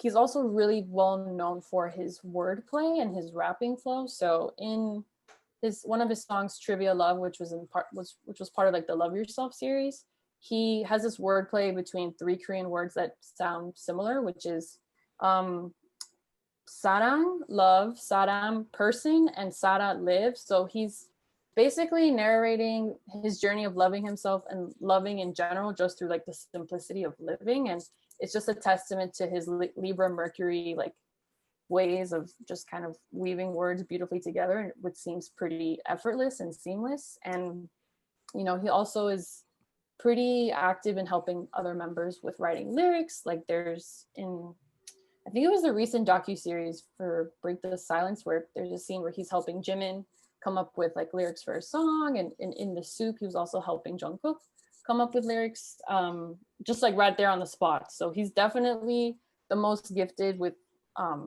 his words and just the way he expresses himself. Going back, looking at his Sag moon, it's funny because there's like a whole concept of namjuning, which I guess the fan, like ARMY has kind of created on his behalf. And I feel like, so namjuning is defined as like the act of going to museums, going for bike rides, going on hikes, like all these activities that Namjoon really loves. And to me, it kind of perfectly embodies like Virgo Sun, Sag Moon nature. And he's constantly looking to expand his mind. He speaks 3 different languages. He was the first one to, you know, speak on behalf of the group. Like he learned English by watching Friends, which is a very popular common fact that most armies know by now. And he's just constantly looking to expand his mind, and he's always reading a book, and he's like sharing all the books he's reading and everything he's listening to. And you know, he also has his own, which so do J-Hope and Suga. They've released their own mixtapes, like their rap mixtapes, and he's had the most collabs with international artists like Warren G and Wale, and I think it just speaks to, you know, that Sag Moon, that global mindset, which I think also contributes to a great leader. And then going back to his Scorpio stellium, talking about his Venus in Scorpio, I think it's interesting. I mean, of course, with the K-pop idol system, we don't know a ton about their love lives, but he was a panelist on a show in Korea called Problematic Men, and there's this scene where he like talks about an ex-girlfriend, and basically like it was just peak Scorpio Venus, where he was like, yeah, we broke up because she just had too many guy friends, and I felt like she couldn't you know, show loyalty and like commit herself. So it's funny looking back on that. There's a song in Dark and Wild, which I think is like their second studio album, which the whole concept is like a big ass Scorpio mood, and it's like jealousy, like why don't you love me back? And he did the intro song, which is called What Am I to You, and it's like, I have the lyrics pulled up here. There's this line that says, if you're gonna keep this up, let's write up a contract, X number of kisses per day and X number of texts per day. So I just thought that was really funny. Like he's just major Scorpio vibes to me, and I think that protective energy with Venus is kind of exalted by his Mars Cancer, and you know, which he shares with the Mars and Cancer line, Jin and Suga. But Namjoon, what he's spoken a lot about with his struggle, he's spoken a lot about his struggles from his early idol days and just kind of like asserting himself. There is, you know, one of his biggest insecurities in the early days of Bangtan was how he sold out to the K-pop idol system, because as I mentioned before, he was discovered in the underground rap scene. So it's kind of like he lost that street cred. And there's this interview that's like super cringeworthy from 2013, where it's like a bunch of rappers, Korean rappers, and this rapper challenges RM and Yoongi, and he's like, "Oh yeah, you guys, you sold out. You wear makeup, and you look quote unquote gay." And he just like, when you watch Namjoon, he's like very taken aback, and he's just really agreeable, and he's like, "Yeah, I mean, you know, like I feel weird about it too." And it's just like peak Cancer Mars energy to me, where he just had trouble asserting himself in those situations. And yeah, I mean, it's interesting to watch because he's always been so like vocal too about his struggles with insecurities and, you know, like how he sees himself. But I think with the whole Love Yourself series, like which was their concept from like 2018 to like 2019, I feel like he's overcome that. So I feel good about him, like, you know, being a leader. And I think he's gotten past those struggles of insecurity and self-doubt, because he's obviously very talented and his lyrics are super beautiful. But yeah, Awesome. I think that's it. Cool. Oscar, do you have Yeah, I thoughts have about some the stars? Yeah, I do.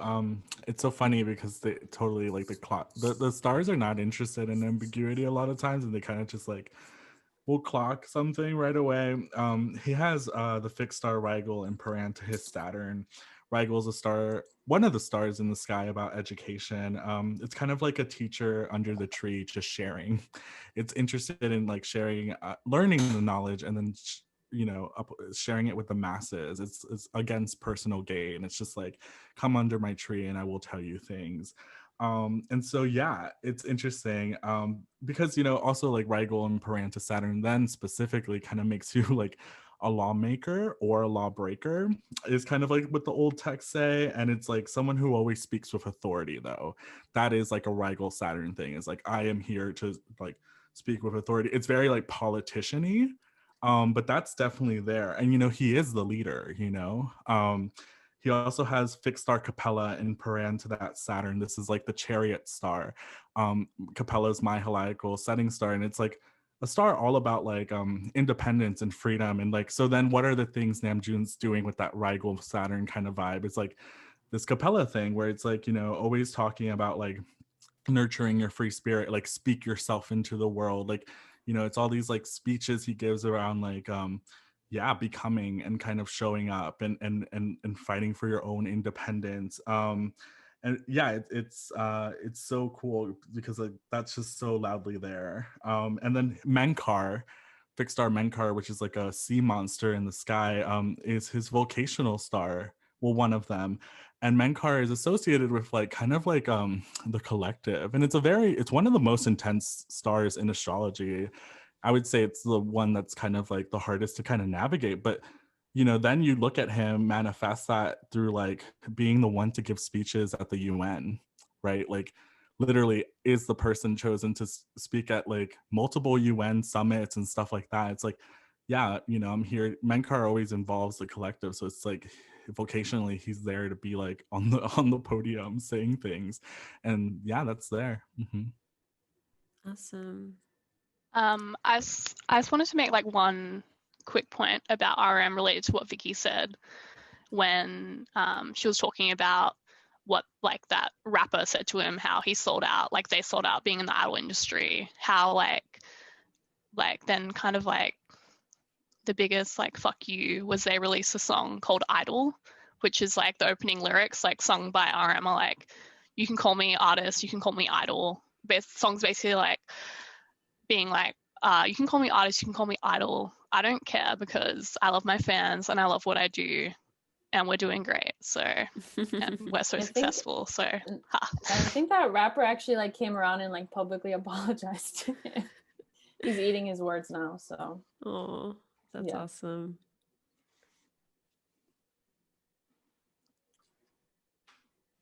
Wait, sorry, who's older, Taehyung or Jimin? Jimin. Ah, Jimin is older. Even though they're just a few months apart. Ace and I are going to tag team Park Jimin because he deserves 2 astrologers. But I'll say his info. Park Jimin, born October 13th, 1995. And potentially 10:43 p.m. and possibly the only night chart, if this is correct, born in Busan, Korea. So I think, did we say that you were going to talk about his angelic side, Charm, and I was going to talk about his devilish side? Sure, whatever you want. I'm just trolling. Whatever you want, go ahead. Oh no, I was just kidding because he's such a Libra with Gemini moon. He has a 19-degree sun in Libra and 15-degree Gemini moon, potentially a Cancer rising. I think the thing that really strikes me the most about his chart is that again, like the stories that we've been talking about in terms of planets that are not that don't have essential dignity. So he does have a sun in fall in Libra, ruled by a Venus in detriment in Scorpio. And I feel like that is actually very poignant if you know Jimin in terms of the way he shares his struggles about his own selfhood and even identity, even around like how in the very beginning, BTS had a very like masculine hip hop kind of brand. And he did talk about how he's like in charge of the attractiveness storyline of the group. But as you watch how he's evolve in terms of even his own gender expression, even if this is like controlled or cultivated by the agency, I feel like he's really moved out of like the super like stereotypical masculine expression in terms of his own behavior, the way he dresses. So I feel like we really watch how he kind of flows with that acceptance in a sense. He had the photo shoot with like he drew the bigender symbol on him, and then in his recent filter performance, like he had sigils on both his hand, and one hand was like the male incubus and one hand was like the female succubus.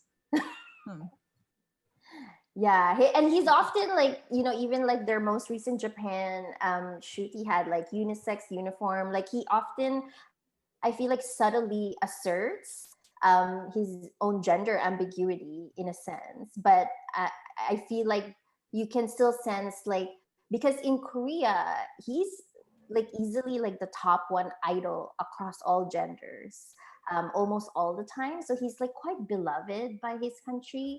And if this speculative chart is his chart, the fact that he has like Saturn in Pisces conjunct like the midheaven, in a way, if you watch him in international or like Western interviews, he really is quite withdrawn or reserved. Not because he's not amazing, but I think a lot of that is like the language barrier and like coming out of like the sort of like the safety of like the local space. And I feel like you have a lot to say about that, Ace. Yeah, I wanted to I just wanted to talk about his androgyny a little bit more. Yes, It's yes, like, like he's a Libra and he's like kind of a trickster with the Gemini moon. Like Jimin is funny. Like he's like one of the most slippery members. And like one thing I noticed about Jimin is that like like his Libra stuff, it's ruled by the Venus in Scorpio. I mean, he's in control a lot, and like not just through like his own body, he is in control of his body. Like he can fall backwards and not hit his head. Like he's in control of like every muscle, but he's also like control of a lot of the relationship dynamics, I think. Because like if you kind of watch him, like when he is like kind of playing this like bratty figure, he's like very intense, and he will like kind of like press really hard against members. Like if you look at the way he draws his handwriting, he presses really hard. So he has this like firm grasp with the Scorpio stuff. But if you look at like when another member is like trying to annoy him, and I think Jung Kook tried to like get him to say like stop it. It was like a prank thing, but he never did, because he's actually so patient. Like he can kind of go on forever. Like Jimin, he's kind of known for having this type A personality. He has like iron willpower, but all of that is coming through this Gemini moon, like in this funnel formation where he's like, I mean, he's like trying to trick people with who he is. Sometimes you get that feeling, like when he smiles, it kind of feels like he like he's thinking something that is like maybe not appropriate or something. Well, I also feel like it's the way he shows that he's unbothered and effortless, but it's the complete opposite. Like his Mars in Scorpio, like conjoined Pluto, is quite powerful, and like that moon square Saturn is also he's quite deliberate and intentional. So I feel like he's actually quite a very strategic and calculated person, but it's packaged in that like like the Sun, Libra, Gemini moon trine of like, cutie, sexy, lovely. Exactly. And he gets a lot of like divisive opinions. I feel like he's like the most beloved member. I mean, people like love him. But he also gets the most hate actually too. Like he's gotten a couple of death threats. Like he's a divisive person. And there's a whole genre of YouTube of like what we call the Jimin effect. Like once you gym in, you can't gym out, and how he like basically converts straight men because of his seduction and attractiveness. And I would say like out of all the members, he's probably the one who gets shipped the most out of everybody. Even like just observing like fan fiction, like he's often like partnered with all the members in some form. Yeah. You have more to say. Actually, you know what? One thing I noticed is that his Uranus in Capricorn is exactly at the bendings, at the north bendings of his north node in Libra and south node in Aries. And I mean, I was thinking about that because I feel like, I don't know, I feel like this is a story we may still have yet to see unfold. If I was thinking of Uranus, even in the context of gender and sexuality in like a culture in Korea that's quite conservative. And, thinking a lot about how that could show up as like really kind of like, despite being like the really idolized or like a role model or like beloved, like, celebrity in Korea, that that Uranus is like often just edging towards like really shocking or disappointing. Like I guess like that kind of like status that he's like accomplished at this point. And I'm really curious how that will play out in his life in terms of, you know, I think in the context of gender and sexuality, because I mean, I always have a gay agenda, but I don't know, like he does subtly communicate this actually. Yeah, Jimin gives me the feeling that he's like looking for his people a little bit, because like he's a little punk, like you know, like he's like the teen who's like, oh, you have any alcohol, like that's Jimin. And then and then like he's like it kind of feels like relationships are a little bit harder for him actually. Like in the documentaries, he's talking about how like becoming so famous, he's like, I learned who my real friends were. And he's talking about how he knows that a lot of the things that he's lacking in his life, he doesn't even know what they are. So like, you know, his detriment sun is actually conjoined with Jung Kook's Saturn, which I know you'll talk about. But yeah, I mean, yeah, I feel like maybe some of the relationships that Jimin is like really kind of like building is like so healing for him, and it sounds like it's something that's like pretty hard. And he has come out and talked about how he was really hard on himself in the very beginning, and how he's kind of softened through the years and really prioritized like his own happiness. And also like witnessing him like making friends outside of BTS, because you can see how like when they're moving as a group and there are other people around them, he tends to kind of keep to BTS, like even on like energetically, spatially, you can see like he's not super comfortable with new people. And he has said this in some V Live where he said he tends to be possessive over his friends. I feel like that's the Mars Scorpio a lot in his chart. But that I think you're right. Like it's like this like learning about like relationships. I think even outside of BTS. But I feel like he's the member who like I worry a lot about when BTS disbands, because I feel like this group really means so much to him. And it's like his family. Yeah, him and Hobie. Yeah. Awesome. Oscar, do you have notes about the stars in this chart? I do. There's something very interesting that Jimin shares with Taeyang. So maybe I'll save that for the Tae part. Shout out to all the V-men shippers. We're gonna get into that.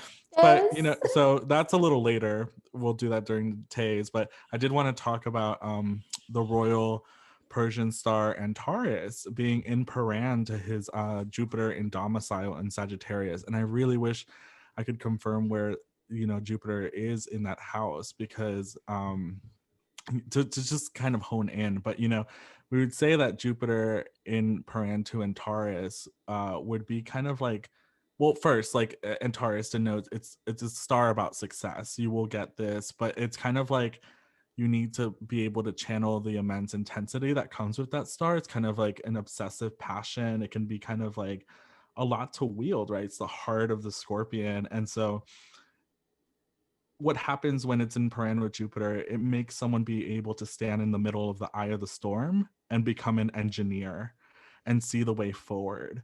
But so yeah, it's kind of like can work very much under pressure and can like really be in the chaos and create the structure from the chaos.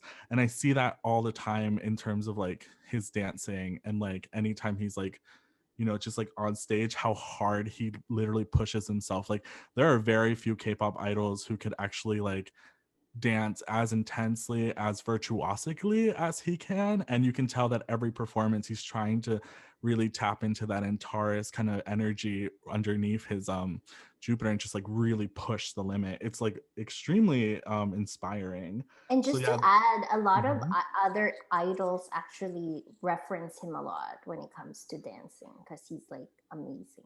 Yeah. So that's all I'll say about Jimin right now, but that's there too. Cool.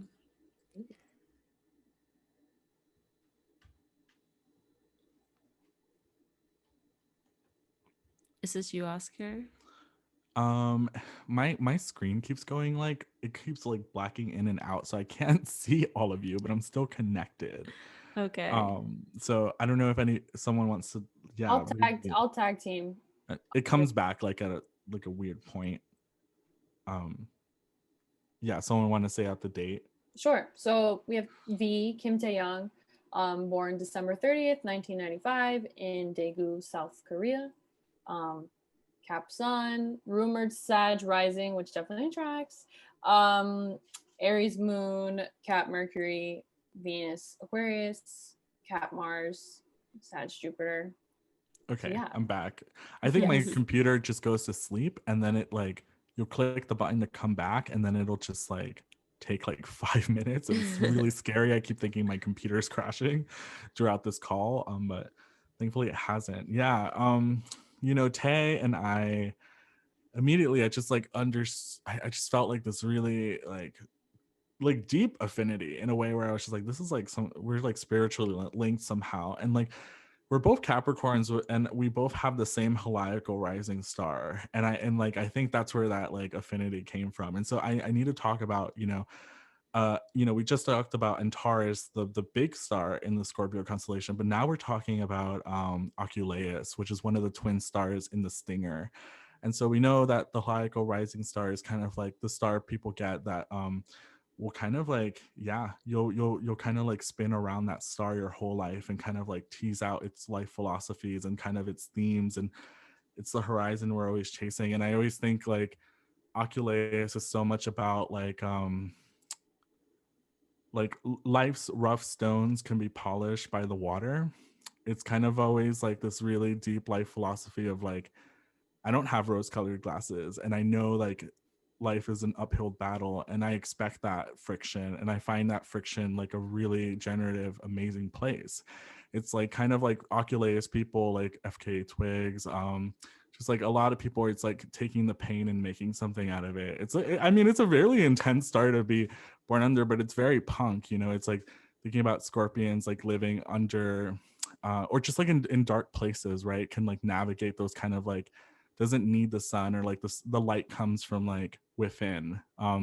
There's an amazing filmmaker, Pedro Costa, who has this combination. It's like he's known for like his films that are like full of chiaroscuro and like the lighting is really dim, and it's just like he's always like, I need to work like that, like I need, you know. It's kind of Oculaeus is like knowing that the resources are very not there, or you kind of have to do it yourself. And it's you know, it's a really punk star, you know. It's I don't know, I definitely see it, you know.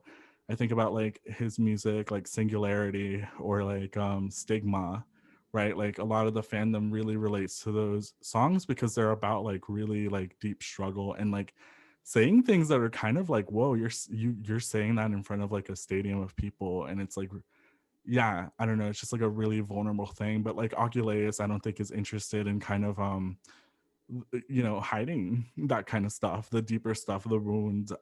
It is like in the Stinger, right? But it's kind of like knowing that like hardships, you know, when we're talking about twin stars in astrology, we also, there's usually the twin star that kind of gets the more shadowy side of it, and then the other one that kind of has an easier time with the themes. And Oculaeus is the one that like will see struggle as constructive, which is great. And so that's amazing. Yeah, the other thing I wanted to say is Denebola, you know, the tail of the lion in the Leo constellation. Denebola is in Paran to his Saturn, right? And so, I mean, this is where like, this is why Taeyang like wears skirts, women's wear. Like this is where it's all coming from, the gender stuff. Taeyang, you know, Denebola is a star that's all about like marching to the beat of your own drum or to your own tail. It's like it's in especially in Paran to Saturn, it's someone who represents alternative life choices. It's about engaging willingly with unpopular, unconventional, countercultural endeavors. It's kind of like you're kind of forced to. I talk to a lot of people in my consultations who have done Ebola in Paran to Saturn, and there's always like these 30-minute conversations around feeling like an outsider from your chosen culture, and kind of like always in opposition, and kind of always like and it's not only about being an outsider, it's, you know, it's a star in the Leo constellation, so there's something about leadership, and there's something about like that Danabola person being like, well, not only am I saying no to this system, this kind of like accepted norm of society, but I'm also showing you that there's another way to live. And I think Taeyang is one of those people that like has consistently done that through just like the way he dresses, the way he engages with like the media he consumes, the song he writes. Yeah, and I have done a bull and Paran to my Mars. And so I think that's just like part of that story of why I totally see myself in him. He has the fixed star Altair as a vocational star. So we talked about the star before, the Eagle star. And it makes him kind of like in a vocation kind of setting seek to fight injustice. It's kind of like a warrior vibe for the people or for an idea. It's like building your life around a strong social philosophy, and that I think the most Altair like vocational star moment is really like songs like Stigma, and Singularity. And I'm excited that he's recording an album right now because I just feel like he's really gonna go there. I think out of a lot of the members, he's probably like one of the ones that's like willing to take you into the darkness and really like tell you what's there and like, I don't know, be there with you. And I don't know, that's just kind of some stuff I looked up. And Jimin shares Denabola in Paran to Saturn alongside them. So it's very interesting. I mean, we don't hang out with them past like the reality shows, but I think there is like a innate understanding around like that friendship being like finding your people, because Jimin's also kind of railing against like societal norms, gender norms, and so is Tay, and they're kind of like both sharing that Saturn Denabola Paran, so they're kind of doing it together, and they probably find like a lot of like community just like with each other. That's why they're like always together, but yeah, I'll pass it on. I didn't get to the actual chart. I know I have 2 minutes left. If anyone wants to jump in and say things about Tay. Well, I just wanted to point out like his cap stellium, like he's always often described as like the cool guy of the group, and he has all these like celebrity friends outside of BTS who are honestly like quite famous, like Park Seo-joon and Choi Woo-sik and Park Bo-gum. So I think Saturn is ruling his stellium. So this Denabola conversation is like actually really massive in his life. Yeah, thank you for pointing that out. Sorry. And he's also known as like the locals grabber. So locals is like speak for like people who aren't part of the fandom. And so like most people, they notice they notice V like at award shows because like at the Grammys, for me personally, I was like, who's the one all the way on the left with like the white and blue, the white and black shirt. So he's definitely the one that people kind of, I think most commonly people notice first. That's important to point out. Scarlett, did you have something you wanted to say? Yeah. Well, just like with what you were talking about with the stars, you can like see those themes reflected in the chart as well, like kind of really like adding testimony to that with, I can't remember which star it was, but where you're talking about like the water smooths the stone or something like that. Oculeus, yeah. And that's the great thing about stars is like they work in tandem with the chart, and really it's kind of like they give that extra like oomph to the delineation. It's like it's all working together to make one big sky narrative, Yeah, because it can really affirm like the core themes in the chart. So that's like speaks, I think, with the Capricorn stuff ruled by that Saturn in Pisces. And then even like Venus in Aquarius, when you were talking about like he like moving to the beat of his own drum sort of thing, and like it disposits to Saturn, true. Or like, it's a Saturn Venus, right? Yeah, and he does like wear women's wear, like he doesn't care if it's like for men or for women, and he's known for like his style, and he doesn't like conform to typical rules of style. Speaking of which, we coined, well, I don't know if we coined it, but we talk about Taekor a lot, which is like about Taeyang, how he wears like pajamas as like normal clothing, which I have honored by wearing my pajamas. That was my plan, to wear my pajamas in honor of Taeyang, but it just so happened I woke up late anyway and didn't really have a choice whether to wear them or not. So. You're wearing a beret too. You're wearing a hat. That's very Taekor. Yeah, he loves his berets, and so with Venus and Aquarius, it's like he doesn't. I think with Aquarius placements is always like, and strong Saturnian placements is like they don't actually want to fit in. They don't care about fitting in. They want to like be their own thing anyway. So it doesn't matter. They like being like outside of the norm. Awesome. I also wanted to point out, like, if this is the right birth time, like his dignified chart ruler is in his first house, and he's also very beautiful. So striking. He looks like an anime avatar.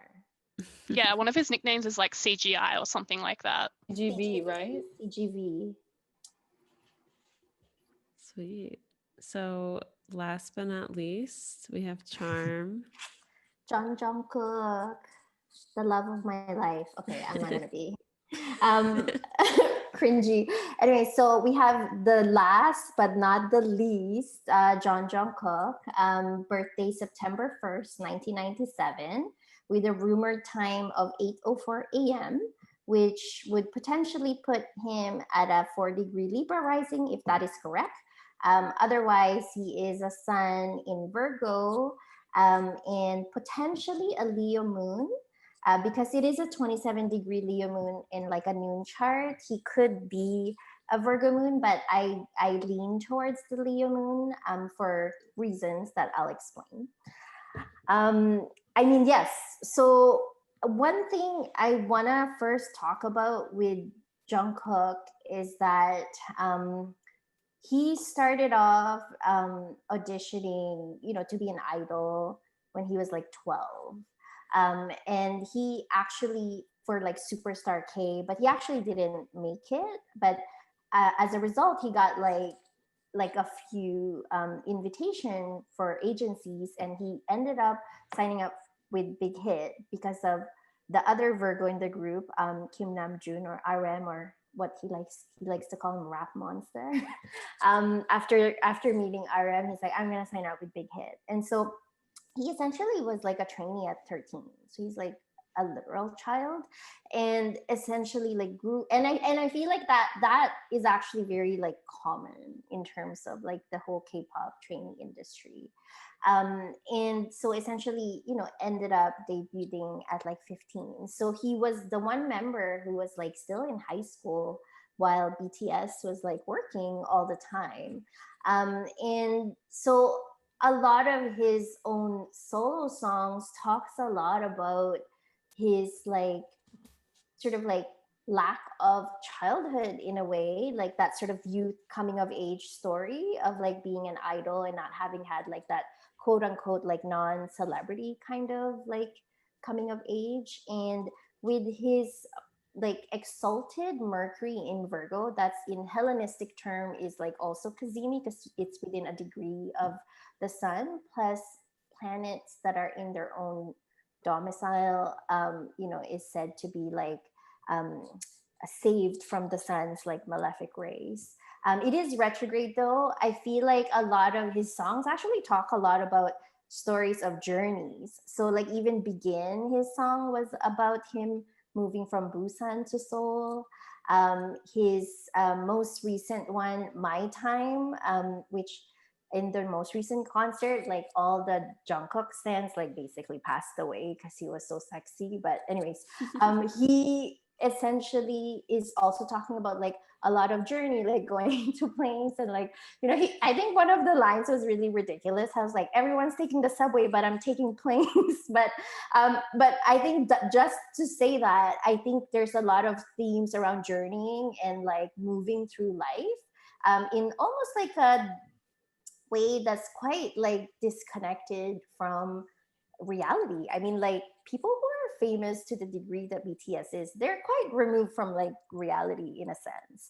And to me, it really highlights this like his south node in Pisces and his north node in Virgo, sort of sitting with his like Mercury and Sun in Virgo as well. Like I feel like a lot of Jungkook's life is gonna be about him figuring out who he is, separate from BTS or even separate from like just like what he does, because he often talks a lot about who he is in the context of like most recently in like the B album Comeback. One of his messages for ARMY was that after the concert, he was affirmed again that he only exists to perform for ARMY. And like I feel like that's very heartwarming. But like for me, I feel like I wish for Jungkook to find other reasons to exist. And in a sense, like it makes sense though. He was like 12 starting this kind of life, and in a way, like it'll probably take like other experiences for him to really explore who he is. Outside of that, his Venus in Libra is quite striking. Like he's really pretty, like he's beautiful. You kind of like he is like he has like the very charming personality as well. But what I love about him, his Venus in Libra, is that it is very closely opposed his Saturn in Aries, which is technically a Saturn in its fall. And so there was a time in like the summer of 2019 where Big Hit basically gave BTS a vacation.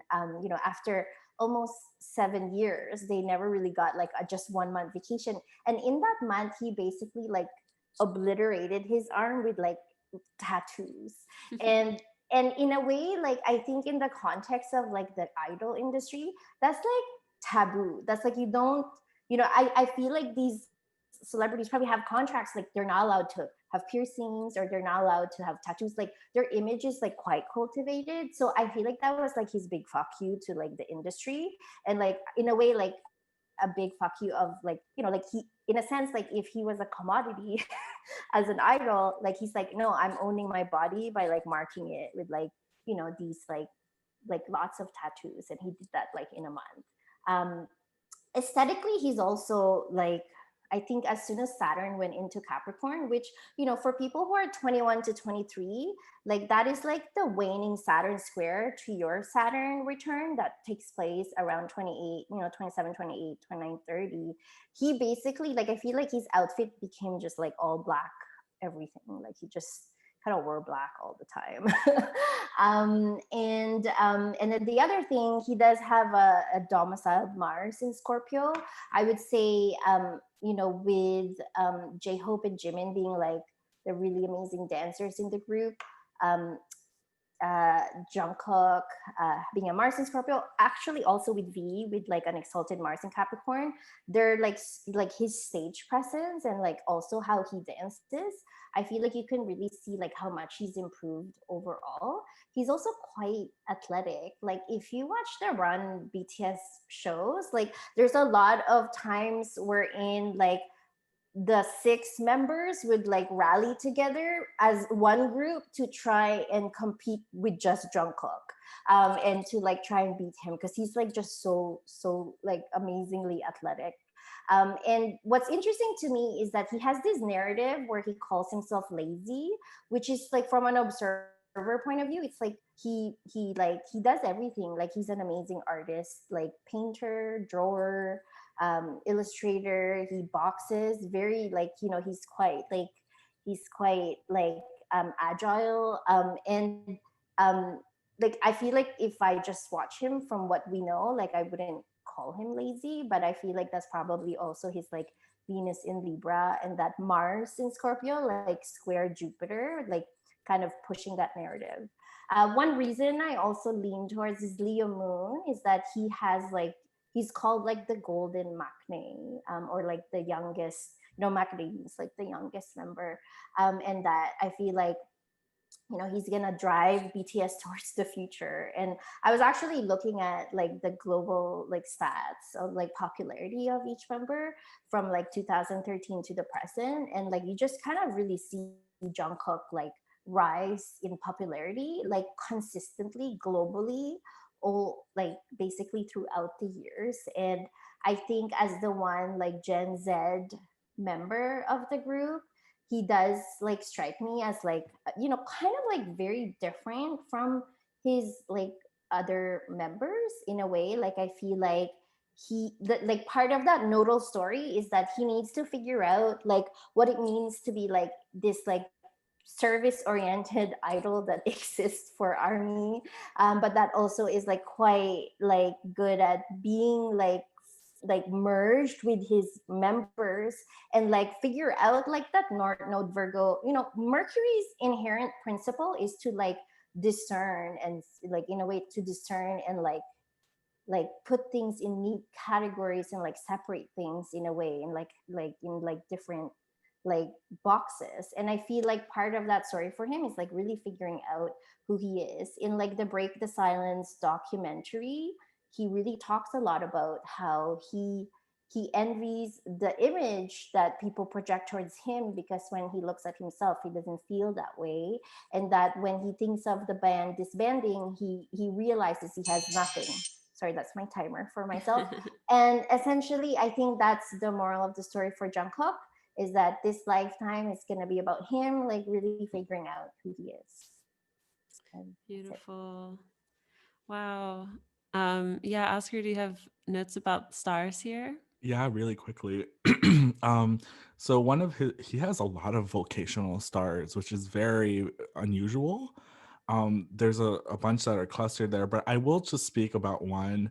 It's called Al Nilam. It's the belt star in the Orion constellation, and so the general theme of this star is the belt. Being able to hold things together that other people aren't able to.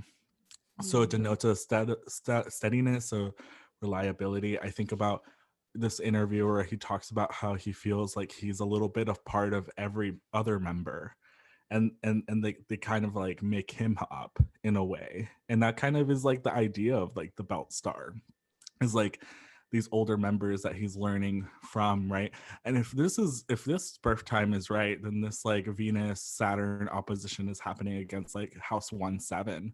So that's already like big relational vibes. And even if it's not, Venus is still a social sign and still like in a sign of domicile in a very social Libra space. So it's and I think like the whole Aries Libra axis is kind of like, who am I, and then who am I in the group. It's like, it's like these like kind of like conversations around like belonging sometimes. So I would say that, and as a vocational star, Al Nilam involves one. This is what it says. It says, involve one's life with the differences between groups, either by being different oneself or by helping others who struggle with their own difference. And I feel like Jungkook stands are totally like having those conversations, I think. And I think that's like why people are drawn to him, is kind of like, these moments where he kind of is like also like, wearing women's wear, and also just like the tattoo things, just like, being very like embracing of like who he is and figuring that out. He also has sorry, go ahead. specifically actually around the gender stuff, which I forgot to mention, is that he's very vocal about like the like being more like non-binary versus like wearing like women's clothes. It's like he supports a lot of like small like fashion like designers that are like anti-gender or non-gender, as opposed to like wearing like women's clothing. And he's like also vocal himself about like fuck gender. Yeah. Yeah. It's really interesting because I always say like Saturn and Aries is kind of like finding permission to be yourself in a lot of ways. I always call it the K-pop Saturn in consultations. I'm like, I mean, if people speak, I see a lot of orbits, a lot of stays, a lot of army in my consultation. I'm like, yo, Saturn and Aries, you have a K-pop Saturn. It's kind of like always feeling like you're training and training and training, and it's like, when do you appear? And he has fixed star Merzim in paran to his Saturn. Merzim is one of the dogs in the sky. It's the announcer. It's the announcer dog, and the announcer star. And so, anytime there's a paran between a star and Saturn specifically, what Saturn will do is try to crystallize the star, build architecture from it specifically. That's like one of the nuances in parans. And so, I think about like, being able to influence people through words, right? Because Merzim is so much like the mark of an orator, and then creating tangible work from that, and I would say that's like most evident maybe in his song Begin, right? Like the real need to begin and like produce something long lasting that's announcing something, probably himself. I don't know. I found that really beautiful, but that's all I got, you know. Awesome. I just wanted to add in really quickly while we're talking about Jung Kook that like he's in this group with like 3 Mars and Cancers peoples, and he's like RM is like, or Namjoon is like, you know, his like, I don't know, like he looks up to Namjoon, and then like when he was going to school, Jin would send him to school, and then Yoongi would pick him up. So like he kind of has like these 3 moms. Yeah. Also, thank you so much for saying that. That reminds me of something. Namjoon and Jungkook have the same heliacal setting star, and it's Saddle Malak. And we talked about how that's like one of the lucky stars. But in that position specifically of it being, you know, specifically designated as the heliacal setting star, there's something like that I've read where it's just like this one sentence about it, and it's like believing in the small idea. And I think about like, you know, yeah, JK had all these offers for other companies, but it was just like RM just kind of being like, hey, why don't you join this thing? Like, it was a small company at the time. Like, you know, it kind of wasn't the smart choice probably from like a business standpoint, but something in JK was just like, yeah, I'll go with RM and be part of this group.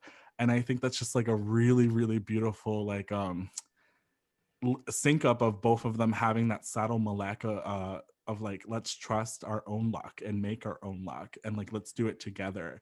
And it's like this really amazing like synastry, maybe you can call it, or just like fixed star like affinity of like, because when the heliacal setting star is kind of like it's a real gift, and it's kind of like how you kind of do the heliacal rising star stuff. It's like a tool, and so it's like this star about luck and making your own luck. And it's kind of, the more he leans into that his whole life, the more it'll like light up and like smile on him. And so him and RM sharing that, and like, you know, that was probably a really quiet conversation like on the sidewalk, but it changed their entire lives, you know.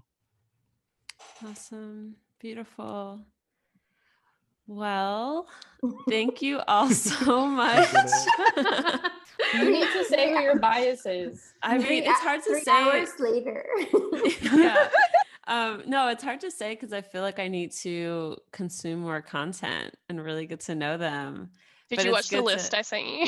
I didn't get to the whole list, I will admit, but I did watch one of the performances before we hopped on to kind of like get in the groove and the vibe. Well, Kirah, the early symptoms of standing is basically as you consume content, you start to like warm up towards like 1 or 2 particular member. And then when you're not consuming content, you start caring and worrying about their well-being. Okay. That's when you know you're in it. Okay.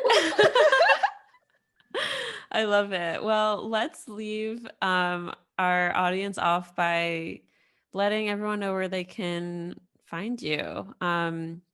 Let's start with Emilia. Yeah, you can find me on Instagram and Twitter. And my what's it called? My handle is Emilia W Wang. All one word on Instagram, and Emilia W Wang 11 on Twitter. Cool. And we'll link all of these below too. Scarlet.